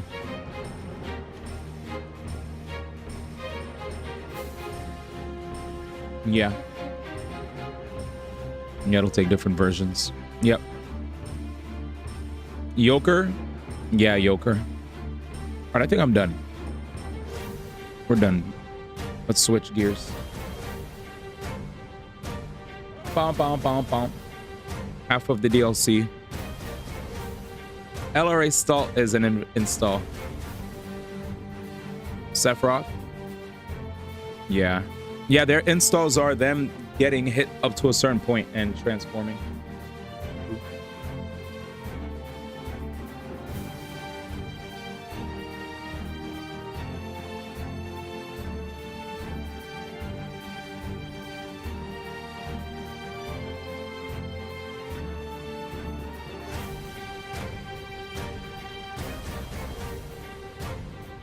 Yep, we just watched it. We were literally talking about it. Did you leave the tab? He must have left. Chat, he left midstream. He left midstream, and then after we watched the video and we even looked at it again, we were all talking about that they just showed a character in the 44-second range, all that jazz. And my man is like, did you see it? Yeah, you missed it. We saw it though. Did you see it yourself? I hope you did, buddy. Damn, I'm feeling hungry. Should I should probably turn on my air fryer at least. Oh, you saw? Okay, good. All right. Let me run down real quick.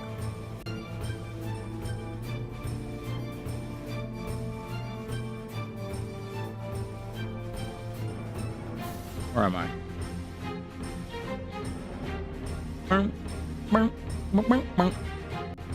So Berserker Kazan, it looks like Gameranx has a before you buy. That's the latest game that everyone's been talking about. Berserker Kazan, what else?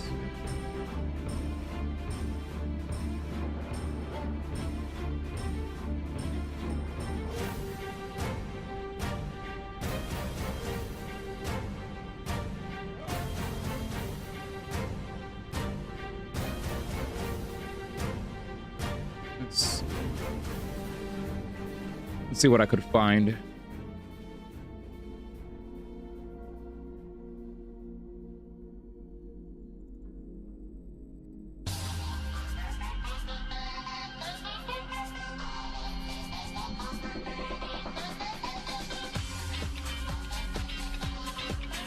All right, I got two videos. Two videos from Gameranx that are giving their thoughts on Berserker Kazan and AC Shadowies. And then, yeah, let me do a little dash downstairs. I'll be watching alongside you guys, but I'll just be making my food. All right, so first, the Berserker Kazan video, since that's like, everybody's been starting playing that. Did that release today or something? All right, here we go. Enjoy. I'm gonna cook. I'll be back. Welcome back to another episode of Before You Buy, the show where we give you some straight-up gameplay and our first impressions of the latest games releasing. Get ready to hear the word Souls! Because, hi folks, it's Falcon, and today we're taking a look at the first Berserker Kazan, a name that sounds like an Eastern European RPG from 2009, but it's actually a Souls-like from Nexon. It's a tie-in project of the Dungeon Fighter Online universe, and, well, you know Nexon from a ton of online-only slop, and that might, in fact, lower your expectations a bit. I have been looking at this with great interest for a while. I have only recently learned how to pronounce Kazan. I thought it was Kazan before. But rest assured, I've had a little bit of faith in this project based on the fact that it looks extremely high effort, and it is. It's the real deal. This game comes off like it was made from old pros, despite the fact that this is the first attempt by Nexon to do this, to do a Souls-like. This is a highly polished game. It feels great to play. The difficulty is intense in a way that feels right, might I add. If you're into Souls-likes, I think you will find something to like here. Souls-like. Now, I'm not saying the game's perfect or anything. There's some issues that I do want to get into later, but they absolutely nailed the most important part of making one of these games, and it's the controls. Kazan just feels so smooth to control. There is hardly any stiffness to be found here. It feels smooth, buttery. It's very good. It's kind of one of those things that's tough to quantify because it's all based on feel, but I mean, it's really essential for making any action game fun, not just Souls-likes. And while this is a Souls-like, it's maybe a little less about slowly plodding around in heavy armor, and it leans more towards flipping out and kicking the shit out of everything in your path. This is an aggressive game, and it lands it. As far as Souls-like mechanics go, the game has just about everything you'd expect. There's perfect blocks, perfect dodges, there's parries, counters, burst attacks, right out of Neo, and a whole lot more. You get 3 weapon types. Each one has their own skill tree, ton of depth. There's one really good feature, so you can respec your skills anytime. That means you can experiment as much as you want with the dual blades, the greatsword, a spear. There's only 3 weapon types. That might not sound like a lot, but each weapon type feels completely different in practice, and they're very fun to play around with. The greatsword devastatingly powerful. Slow wind up, but once you got a few skills, you can combo all day long, jump all over the place. It's a weapon that forces you to commit to every attack, and it can be dangerous. It's a high-risk weapon, but it's a high-reward one, too. The spear, a lot more about stamina management and timing. You can unleash some devastating combos with its after-image attacks, but it takes some setup. You're not just pulling that off, and you're not doing the kind of damage the Greatsword is putting out one way or the other. Spear is more about destroying the enemy's stamina bar, and that's really where it excels.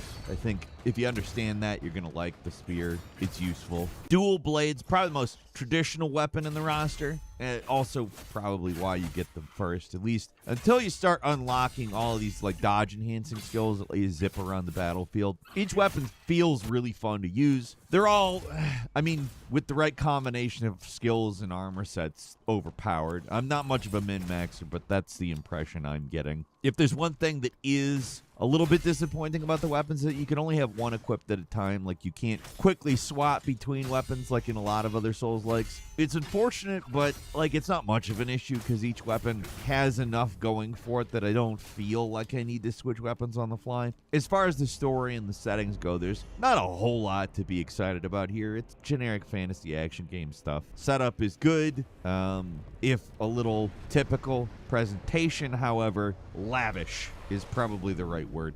Great looking cutscenes, strikingly detailed art. The cel-shaded look gives this game a really distinct visual identity. Like, it's just on the characters. The backgrounds don't have it. There's just something really unique about it too. Like, we've seen cel-shaded characters before, but something clicks here that doesn't click elsewhere. You're Kazan, a general who is betrayed, and in a totally unforeseen twist, wants revenge. So our man gets possessed by a blade phantom. You know, a phantom of the blade type. I don't know. And it's up to you to bring balance back to life and death or something. It doesn't matter. Like, it's coherent, and it's maybe even more coherent than a lot of these games usually are, but it doesn't make it a lot more interesting. It's fantasy boilerplate stuff. I mentioned it a minute ago. It hasn't changed in the last minute or anything. The presentation, though, and the overall quality is what elevates it. There's solid,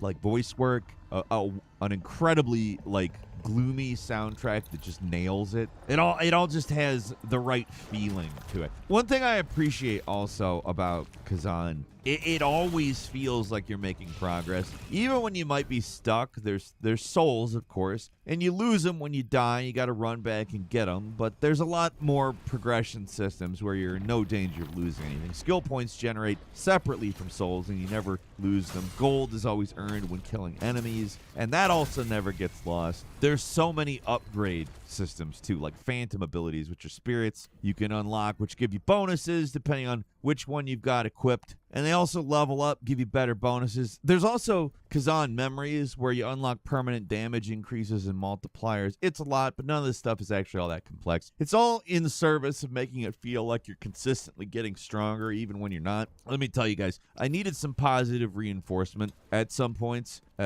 This game is brutal. Like, it's definitely one of those easy level, hard boss kinds of Souls-likes. Not because the levels are simple, but because the bosses are just that much more difficult than everything else. It's a game that throws a final level boss encounter, like at boss number 2. It's nuts. He doesn't just look like a final boss either. He fights like one. You switch between 5 different weapon types, like he's the soul of Cinder, and yeah, you actually had to kill him. It's not one of those times where you're supposed to lose. Later bosses, they're not easier, but at least the game's difficulty doesn't feel quite as steep once you get the hang of everything. The early hours of Kazan are sink or swim, trial by fire type stuff. It is mercilessly difficult, but to the game's credit, the combat feels so good, it's easy to jump back in for attempt number 12 or whatever. You don't even get any assists for this fight. The game does introduce a summoning mechanic for boss fights, but you don't really get to access to it until the third boss. It is a very, also, I want to add this. It's very parry heavy. Perfect blocks, dodges, essential stuff in this game. You also got to manage your stamina. Draining enemy stamina, essential mechanic as well. When an enemy's stunned, you can perform a brutal attack that does a bunch of extra damage. completely refills your stamina meter, restores your health, and again, like Neo, human enemies in this game have their own stamina bars that get depleted when they attack, so attacking when they're tired out is effective. Monsters and most bosses have standard stun meters, chip away at, boatload of health, blah blah blah. You know the drill with that kind of stuff. You do have to learn the game's tricks, or the bosses will just walk all over you. That's kind of really the key here. The perfect blocking and dodging, it's pretty forgiving in terms of timing. And as difficult as most of the bosses are, the developers clearly put a lot of work in to make sure that they're readable. Boss pulls an attack, you're going to at least have some idea it's coming. Like, they did an absolutely excellent job of making the boss attacks intuitive. The second boss just has an absolute shitload of a variety of attacks. There's some really long combo strings. Even the first fight, though, I was pretty consistently blocking most of the boss's attacks. That doesn't mean it's easy. Oh, you will find, even early in the game, you need almost perfect precision to get through some of these boss fights. But in the many hours I have spent with the game, I gotta give some serious props. I've noticed no wonky hitboxes or janky stuff. It all feels right to play, which means it feels fair. If it's gonna be hard but feels fair, that's good. That's a very good thing. Also, solid variety of enemies in terms of both the regular enemies and the bosses, I guess. The game's pretty long overall. It's a Souls-like, but it really gives you your money's worth. It doesn't have the 100+ boss count of Wukong, but there's a pretty respectable number of them here. The game's split up into levels. They're split between regions, and you access them all from a central hub. Structurally very similar to Neo, which is sometimes linear, sometimes more open, but levels that culminate in a boss fight. In fact, I mean, a lot of this game is really similar to Neo. The random loot, the mission structure, the way side quests work, where they're chunks of previously completed levels you access from the map. The stamina system. There's even Kodamas. Yeah, they're trying to throw us off calling them pots. Makes us all think Elden Ring, but no. It's Kodamas from Neo. The Phantoms, basically just guardian spirits. It's all so close I was starting to wonder if Team Ninja secretly worked on the game or something, but no, it's just derivative. Souls-likes in general are going to be derivative. They're called Souls-likes. Kind of hard not to be derivative to some extent, but Kazan, it's super derivative of Neo, maybe even dangerously close to just straight ripping those games off. There's no reason they needed to copy Neo's bizarre side quest structure exactly. Like, they're practically identical in the way they're presented. But for all the things that it does that are very, very similar to Neo, it does enough differently. The combat stands on its own, as does the unique and striking art style, which looks pretty fantastic in cutscenes especially. I really like the hub. Slowly unlocks new paths as you progress through the story. It's fun to explore and uncover hidden secrets within. Another thing I really like is that it's got these really unique magic spears that you can throw that consume spirit energy. Also, pretty powerful abilities that can be assigned to different button combinations. For as much depth as the combat has in this game, it gives you a lot of tools to feel powerful in a way that some other Souls-likes just really don't. And as much as I appreciate the actual level design, I'm not gonna lie, the levels themselves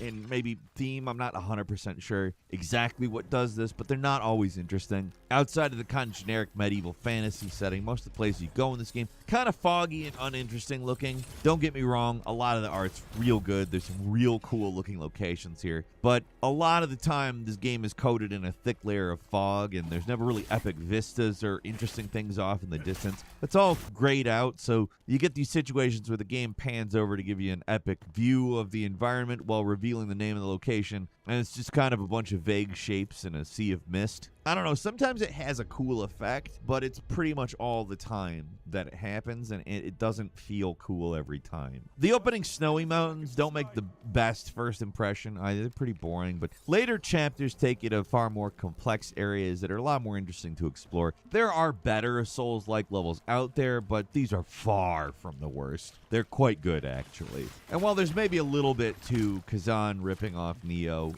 Kazan is a much better enemy variety. It goes a long way into keeping things fresh. When the levels don't always give you a lot to look at, the real draw here, it's the combat. It's fantastic. It's perhaps, it is some of the best in the genre, honestly. There's enough depth to keep you experimenting, but it's simple enough to keep things focused. There's no complex magic system or stance changing. And in this game's case, that is for the better. And it may not matter that much to you, but the game runs great in my time. It's been pretty much entirely bug-free. I had one crash to desktop on PC. That's it, which is rare.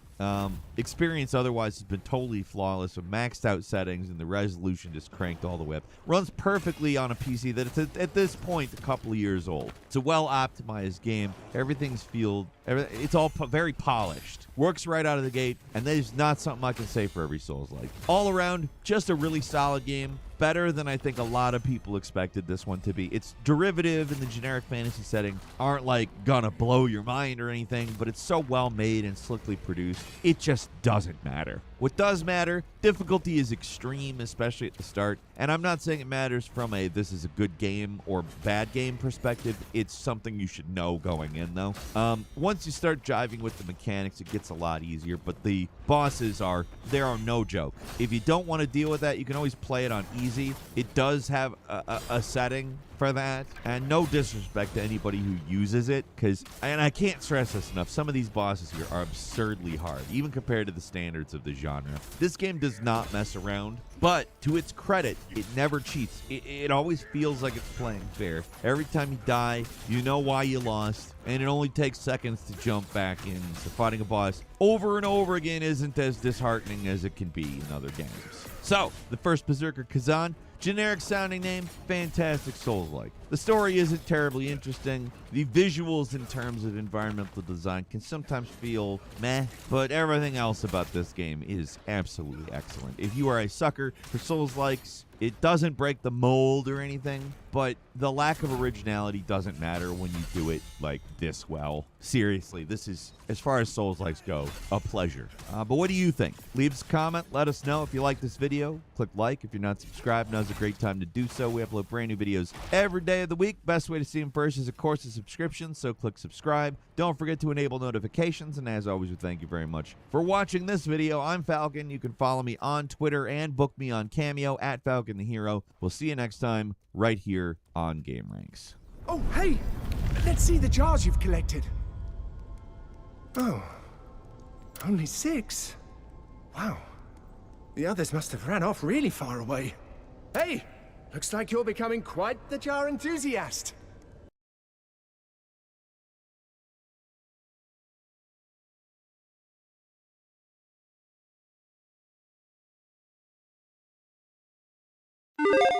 Hey, and we're back with another episode of Before You Buy, that show where we give you some straight up gameplay and our first impressions of the latest games releasing. As usual, it's me, Jake, and today we're talking about Assassin's Creed Shadows. After years of waiting for the setting that everyone has been asking for and multiple delays, it's finally here. As a resident Assassin's Creed fan at Game Ranks, I was able to put aside my nostalgia for the old style games and just jump into this head first. And I wasn't sure what to expect. Well, here's the verdict up front for you guys. And I'm sorry, it's just not that extreme, but it's the truth, or at least my truth here. It's that Assassin's Creed Shadows for me is just fine. For some people, fine is all right. For other people, fine just isn't quite good enough. Life might be too short to play a game that's just okay, I guess. And I fall in the latter camp. Now, have you ever played or watched something that you know is technically good, or it's an improvement upon a previous thing and doesn't do anything really egregiously wrong, but it still doesn't click with you? Something you might mildly enjoy, but it's missing something where you may ultimately forget it over time? That's Assassin's Creed Shadows for me. Putting some of my personal whining aside for a second, the good news, it is an improvement upon Assassin's Creed Valhalla. From a technical standpoint, it's in way better shape performance-wise and glitch-wise. It has way better stealth, and the world is gorgeous and incredible. I really think the extra time in the development oven helped this one out. But unfortunately, repetitive quests and side activities, some weird design choices, and some real rough story sections unfortunately just drag it all down. When you don't care about the story and you start to feel like you've seen everything after the first 20 hours, you might end up just kind of feeling like you're just going through the motions, turning off your brain and just grinding through another big Assassin's Creed game until you stop and ask yourself, what for? Still, it's an interesting game to talk about overall, and all this just comes down to your preferences. I know some people that put 200 hours into Valhalla and they loved every minute of it, so I might not be talking to that type of person, but either way, let's just dive in more. And just so you know, I've been playing a review copy, and this footage is spoiler-free and is captured running on a PS5 Pro. Now, first things first, it's an Assassin's Creed game featuring 2 full main playable characters, not just swapping between guy and girl. They have real, substantial, and distinct playstyles. This isn't like a Jacob and Evie Fry thing. This is like deliberate, and they really committed to 2 completely different feeling characters and playstyles. So there's Naoe, the shinobi stealth character, and Yasuke, the big, strong samurai. 2 complete polar opposite playstyles. Now, the game starts with Naoe.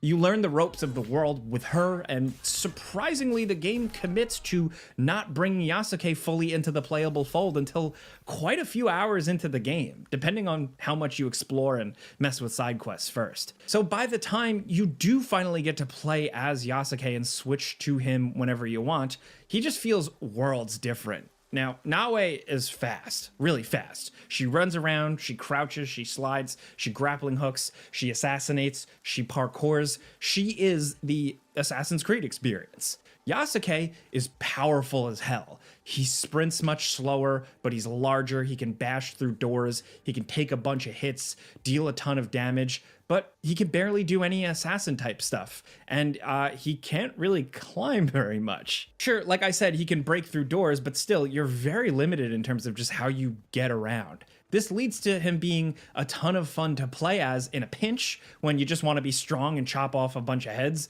but it makes him far less enticing to play mainly as you ride around and explore, because like when you can't climb much in an Assassin's Creed game, you really have a hard time getting anywhere or doing anything. So on the one hand, they committed to these characters feeling starkly different, which is cool. I commend them for that. But on the other hand, it just feels kind of forced and weird in certain moments. One of the main ways you progress your character with skill points is exploring temples and climbing around to earn points. And one of the characters can't really do too much of this. They give Yasuke his own version of it, but still, it just doesn't feel like enough. So while they made creative choices with this and they stuck to their guns, to me, it can't help but feel like trying to please everyone. You know, the sneaky assassins in Assassin's Creed fans and the newer fans who just love these massive big RPGs and loved killing dudes as a Viking or a Greek warrior previously. So for me, Yasuke was really fun in the select story missions and moments where you just needed to play as him. I actually really enjoyed him for that. The brutality, you know, his special abilities, his ranged abilities, and just really good gore and decapitations made it, well, nice in the moment. But Naoe, on the other hand, she's kind of more well built for what these games still are. The running, the climbing, the jumping, the, climbing up towers and swan diving off, all that stuff. The stealth also, it's very good. It's still Assassin's Creed, right? So it's still pretty smooth and streamlined and simple, but it just works well here. You get the right amount of actually useful tools, no real filler or fluff with them.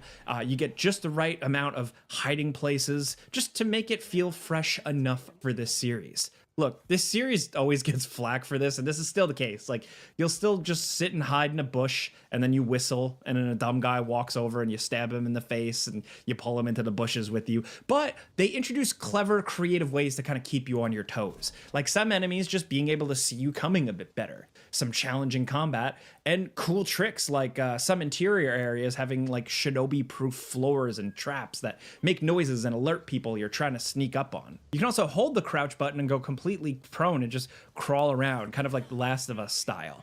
It's only really needed in very specific instances, but still it's nice to have, and I think it's a good addition to the series. I do miss social stealth, but I'm glad they didn't just toss some of it in here in a half-ass way like Valhalla did. It's honestly the best stealth in these newer games, I guess, since Assassin's Creed Origins. So I'm giving it a lot of credit for that. It has some issues, like when you go to some of the smaller interiors and the towers, the controls get really fiddly and the camera can get stuck and screw you up, but otherwise it's all pretty good. It's no Splinter Cell Chaos Theory, but I think it saved the game for me personally. It's also way better with the difficulty turned up, just a heads up for some of you. Unfortunately, what you're actually doing can dry up after a while. A lot of encounter areas and bases just start to feel familiar, and you get into that rinse-repeat mode. It's a big world filled with things to do, but you only occasionally find real genuine surprises, something that delights you or just changes things up.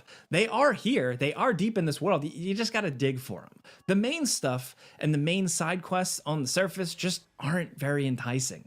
This is because the objectives usually boil down to something extremely simple, like get this item or kill everyone here. And with a game so fluid and accessible and trying to please everyone here, it doesn't really ever want to put up too many walls or limiters to shake things up very much. A lot of the game is structured around groups, main groups and side groups of people that need to be killed. Each requires a mission or a handful of missions to actually find out where they are and meet up with them and take them out. This is great when, say, there's a select handful of evil bad guys at the top that you slowly get to know and figure out over the course of the game. We've seen it in other games, and we've definitely seen it in other Assassin's Creed games, but the way it's paced here and how both the side and main stuff is often structured like this, like everything, it just leads to you not really caring much about your target. You're not spending too much time, or when you are, it's just few and far between or scattered. It's just really, really muddled, and it's hard to stay interested. And I say that as a bad thing because, well, the game does double down on storytelling. Lengthy dialogue sequences and surprisingly long cutscenes show the game is really committed to it. Unfortunately, nearly all of it fell flat for me, mostly because of the voice acting. You encounter dozens and dozens of characters on your adventure, and only a small select few had voice acting that didn't get on my nerves. Corny dialogue writing mixed with awkward voice acting is just not enjoyable, especially when the game has lots to talk about. Now, I can shrug that off in a lot of other games or situations, but unfortunately, the two main leads here also fall into that camp. Just stiff, awkward, dare I say, rizless people that I found really hard to care about. And you're going to be spending a lot of time with them. Naoi's story is a bit generic, where Yasuke's at least actually has some interesting flavor to it. The game has some really cool moments and a few good story sequences that are just peppered throughout and surrounded by a bunch of way more bland, way less excitingly directed stuff. All that stuff gets in the way of a few really cool moments that make the game really feel like a proper Assassin's Creed game. All of that good, solid stuff is buried in hours and hours of stuff that, frankly, I found boring. Long dialogue sequences about characters that don't matter that quickly the game moves on from. And again, stiff characters just really hurt the experience. I want a story to chase. I want a vibe or a feeling to play through. I want to see what's going to happen at the end of stories. That's why I play through them, but I didn't really get any of that here. What I did get, sort of, is this world. It is absolutely staggering and gorgeously detailed. Think Ghost of Tsushima, but with way, way more people living there, higher population. Big cities, castle towns, fishing villages, woodsy hunter encampments, all peppered through a big and very varied map. This Japan feels alive and compelling and really is straight up awesome. Finding a temple in the mountains as the sun sets is stunning. Slicing away through a bamboo forest in a foggy morning is badass and beautiful. Leaping from a castle in the snow or sneaking through a village lit by candle in the pitch black darkness of the night, it's all just really cool shit. The detail and the art direction gives life and legit detail to a virtual Japan, while also still preserving some of its more mysterious, ethereal beauty. I don't know if the map had to be this big. There are still plenty of stretches where it's just mountains or endless trees with nothing really else going on, but still, it all collectively just makes it all feel like a big, massive an actually real convincing place, especially with seasons. So as you progress, seasons naturally change, the refreshing alerts and wanted status, and giving you a few extra things to consider. Snow can be deep and slow you down, for instance. But the visual change-ups are really awesome. Being wanted in a whole area of the map is still chaotic, and especially the guys that chase you this time around, they are like really over the top and actually pretty cool. But the visual change-ups really are the thing here. It's awesome. It's a great way to pace the game, because once you start getting bored of looking at it one way, it nearly completely changes to something else. The looks are over the top and just really nice looking. You know, they're not perfect. Every so often you'll come across a perfectly blossoming, beautiful, bright spring tree in the middle of winter, but it really is a hell of a technical accomplishment here. And that goes for the rest of it, because I can only speak for my experience playing on PS5, but it all ran decent and looked good. And most importantly, I didn't encounter any bugs or weird glitches or crashes in my playthrough. Combat is a fairly simple affair. A few different weapon types with heavy and light attacks and dodges and perfect time parries.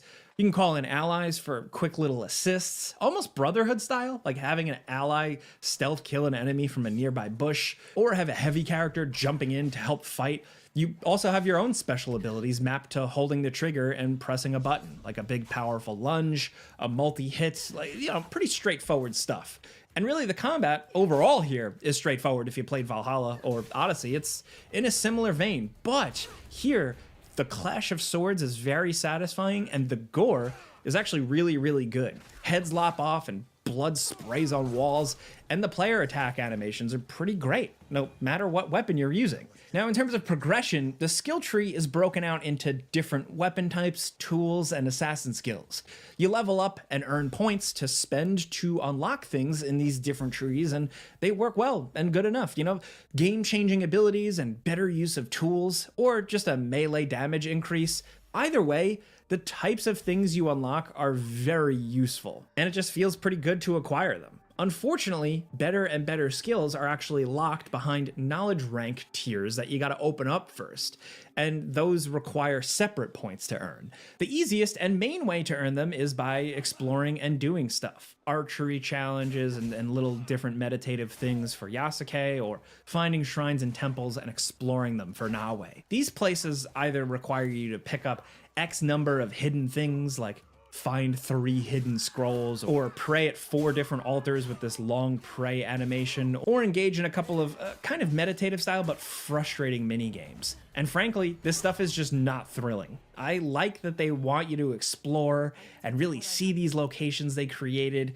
but it's not all as meditative as I think they were trying to go for. I just want to get the points so I can unlock a new sword attack, please.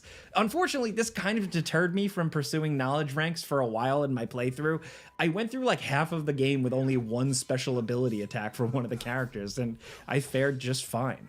Eventually, I did slog through them to get better, but it just wasn't that fun earning those knowledge ranks. It felt like a lot of things in the game. Busy work and a grind. Oh, one thing I forgot to mention is you're also building out your own home base, a hideout, like Valhalla, but more customizable here.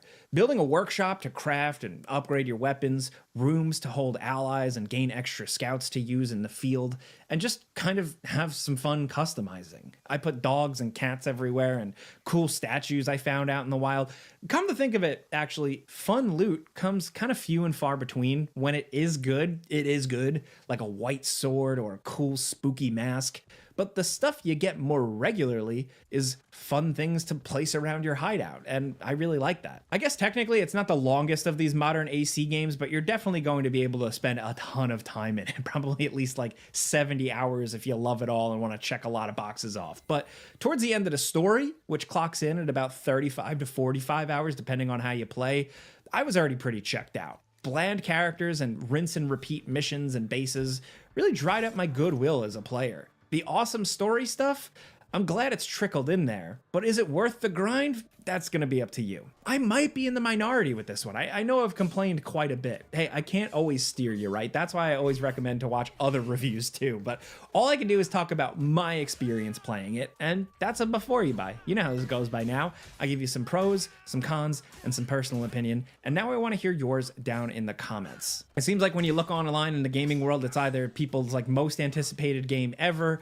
or the worst game to ever exist in humanity. I think the reality is probably a little less extreme, so let me know in the comments what you think about this game. Were you looking forward to it? Have you been begging for an Assassin's Creed game in Japan? Do you like Tenchu as much as I do? Is that maybe clouding your judgment on all of this? I don't know for sure.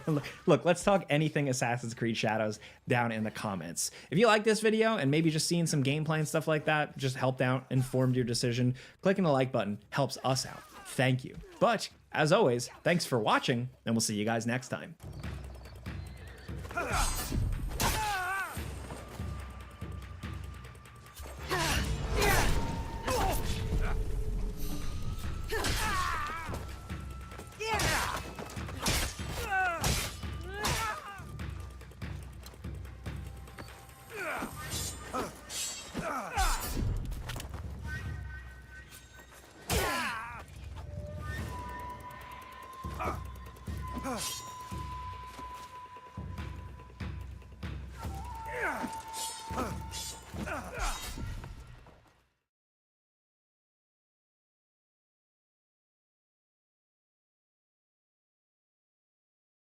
All right, cool.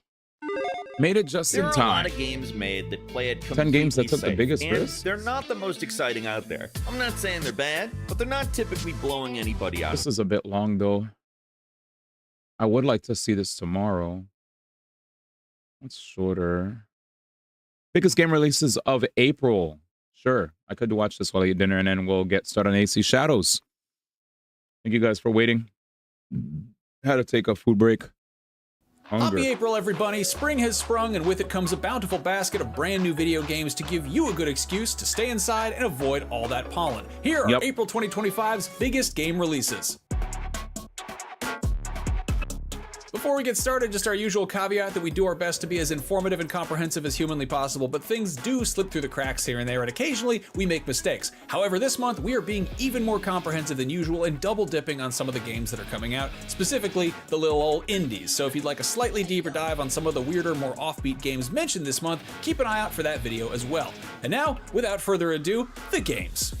On April 1st, you can go hog wild with Nif Nif, a colorful deck builder roguelike that's about an adorable piglet. That's on Switch and PC. Meanwhile, if you're more into canines than swines, Koira is a cute hand-drawn puzzle adventure co-starring a puppy. That's on PS5 and PC. On April 2nd, Steel Hunters hits PC. That's a free-to-play PvPvE multiplayer game featuring some nice big ol' clunky chunky giant robots courtesy of Wargaming, so it's basically World of Mechs, except it's not because that's the title of a completely unrelated VR game with no official connection to Wargaming as far as I can tell. If you enjoy pointing and also clicking on things, there's Elroy and the Aliens on PC, a nice colorful throwback adventure game. It's not a game, but a friendly reminder that April 2nd is when Nintendo's big Switch 2 Direct is happening, and we'll likely get a whole bunch of reveals and announcements that day, so mark your calendars and set your alarms because that's happening at 6 a.m. Pacific. Add some play to the start of your day. On April 3rd, The Last of Us Part 2 Remastered comes to PC, and hopefully it is either a more solid port than Part 1 was, or it's as entertainingly buggy. The last one had the issue where characters would randomly be soaking wet in cutscenes, and they just look like that one Jordan Peele gif. Also on PC that day is Sand, a PvPvE extraction shooter that has players roaming around a giant open world on huge steampunk robot spiders, so kinda like Sea of Thieves meets Wild Wild West, but with a dash of Mortal Engines thrown in. Seems cool. Still on PC, still April 3rd, is Roman Triumph Survival City Builder, which makes my job a lot easier by having a mostly self-explanatory title, but if the thrill of building Rome in a day wasn't enough to grab you, there's also some dragons. On April 4th, Echo Beach hits PC, which looks a little like Stardew Valley wearing a backwards hat and sunglasses, if that makes sense, and it'll have you collecting resources to rebuild a town that recently had to deal with a robot uprising.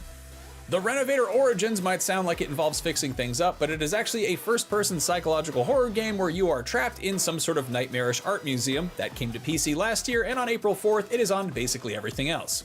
On April 7th, PC players get Peppered, an existential platformer which looks kooky and colorful enough as is, but apparently the hook here is that you only have one shot to do everything, and if you screw it up, it affects a branching storyline. On April 8th, Xbox Series and PC gets South of Midnight, the Southern Gothic fantasy action adventure from Compulsion Games, the studio that was behind We Happy Few, which features some really killer visuals, in part thanks to a big talking catfish. Not enough games have big talking catfish, so I'm glad that this one does.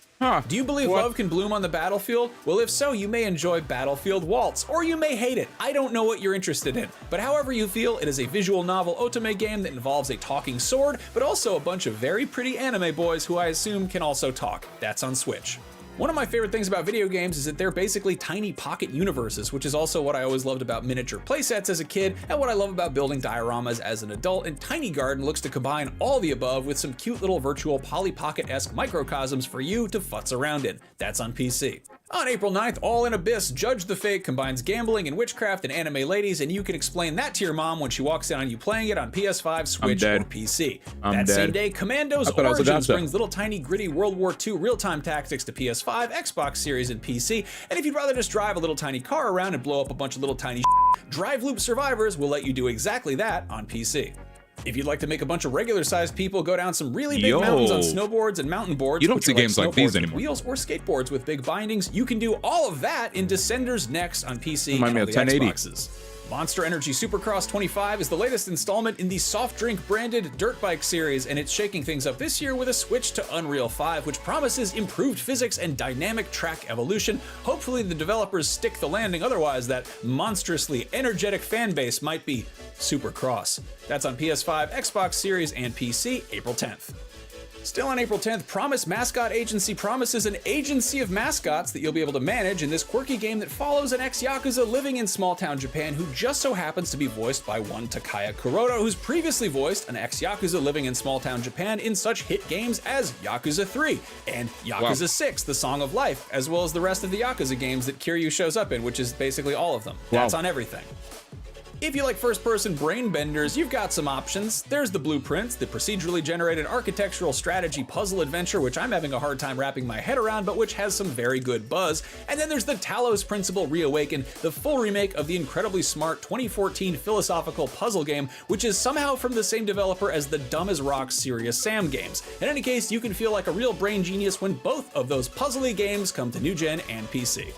Also on April 10th, there's Star Overdrive on Switch, an open-world adventure about zipping around on a hoverboard, which is really all you have to say to get my attention because hoverboards are awesome. He's on a hoverboard! Meanwhile, Willow Guard is a story-driven RPG that clearly takes some inspiration from The Wind in the Willows and Redwall. That's on PC. On April 11th, you can save a few big bucks you would have pumped into the arcade game at your local dive bar by hunting big bucks at home when Big Buck Hunter Ultimate Trophy comes to PS5, Xbox Series, Switch, and PC. That features 27 treks and 135 hunting sites from the arcade game series, and while it might not be an accurate portrayal of hunting, it is an accurate portrayal of what Ted Nugent sees when he closes his eyes. Hey, how you guys doing? Anybody without a gun and a knife and a handkerchief and a chapstick, get the out of here. If you prefer scuba diving to dive bars and would rather be on the receiving end of a hellish barrage of projectiles, on April 15th there is Dive the Depths on PC, a self-contained underwater action roguelike apparatus. Also on the 15th is Lost Records Bloom and Rage Tape 2, the second half of the supernatural coming-of-age adventure from the Life is Strange folks. Considering that both records and tapes have two sides, maybe they could have called this like Side A and Side B, or Side 1 and Side 2 if they had to be a little more clear about which came first. But for all I know, maybe that was the plan originally, and then somebody decided to dumb it down even further because, realistically, there's a large chunk of the gaming demographic that's probably not super well-versed in old analog media, and ultimately I am being an annoying, pedantic pain in the ass, so ignore me. That's on PS5, Xbox Series, and PC.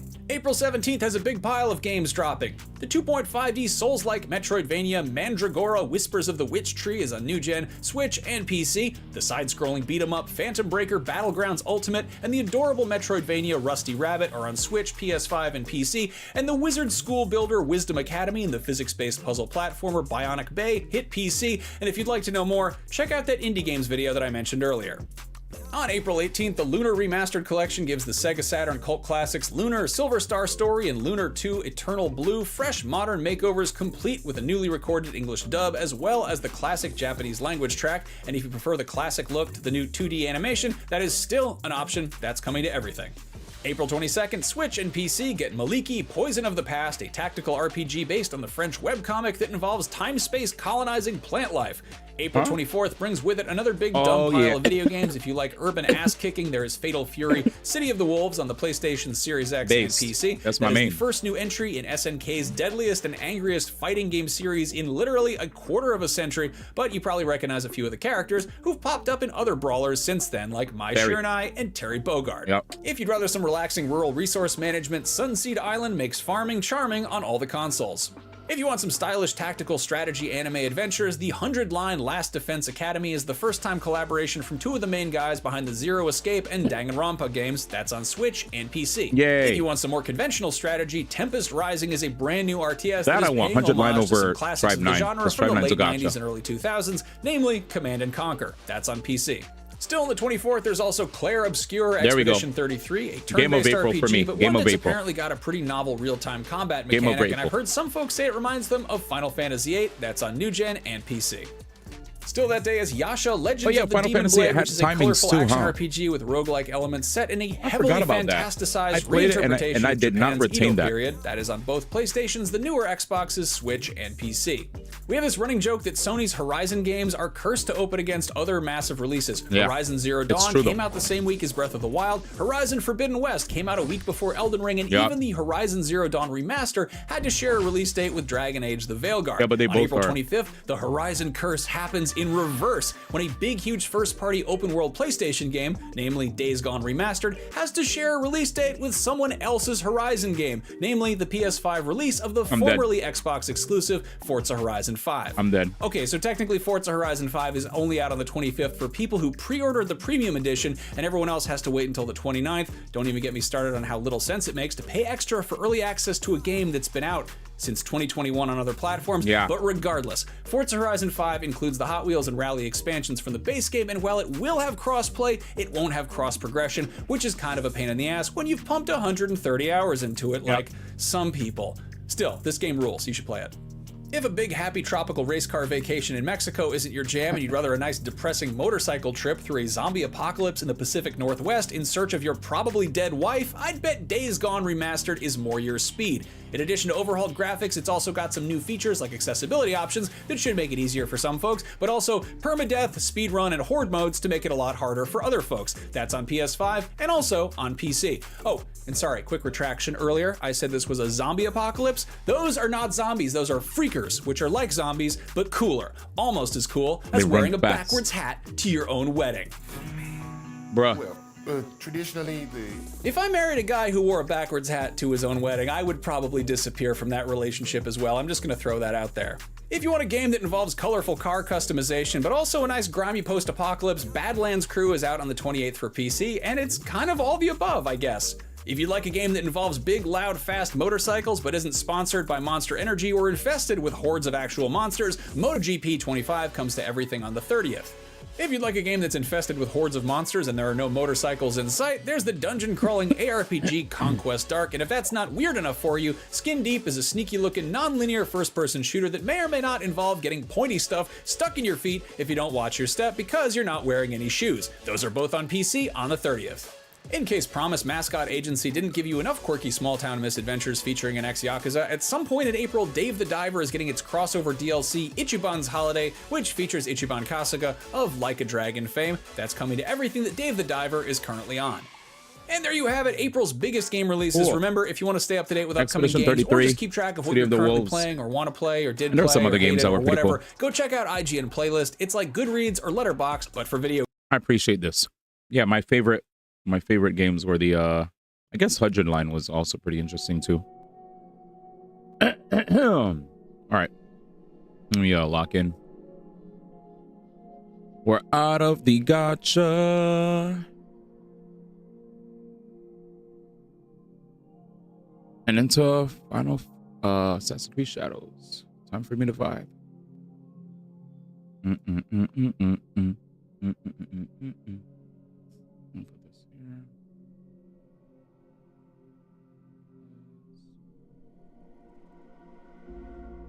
I bet. Badge, good night, brother.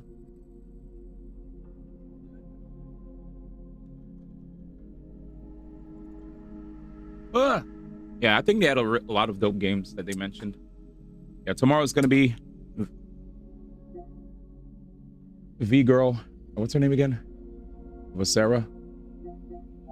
Something like that. Vasera Pose. Name. It's still on Honkai Star Rail. Jesus. I swear I updated it. I actually thought I updated it too. Dodge. I actually thought I updated it. Well, in an effort to not have to deal with my Assassin's Creed VOD getting hit, I'm gonna turn on and off my YouTube stream real fast. All right, YouTube, I'm gonna come back on and off real fast. Sorry.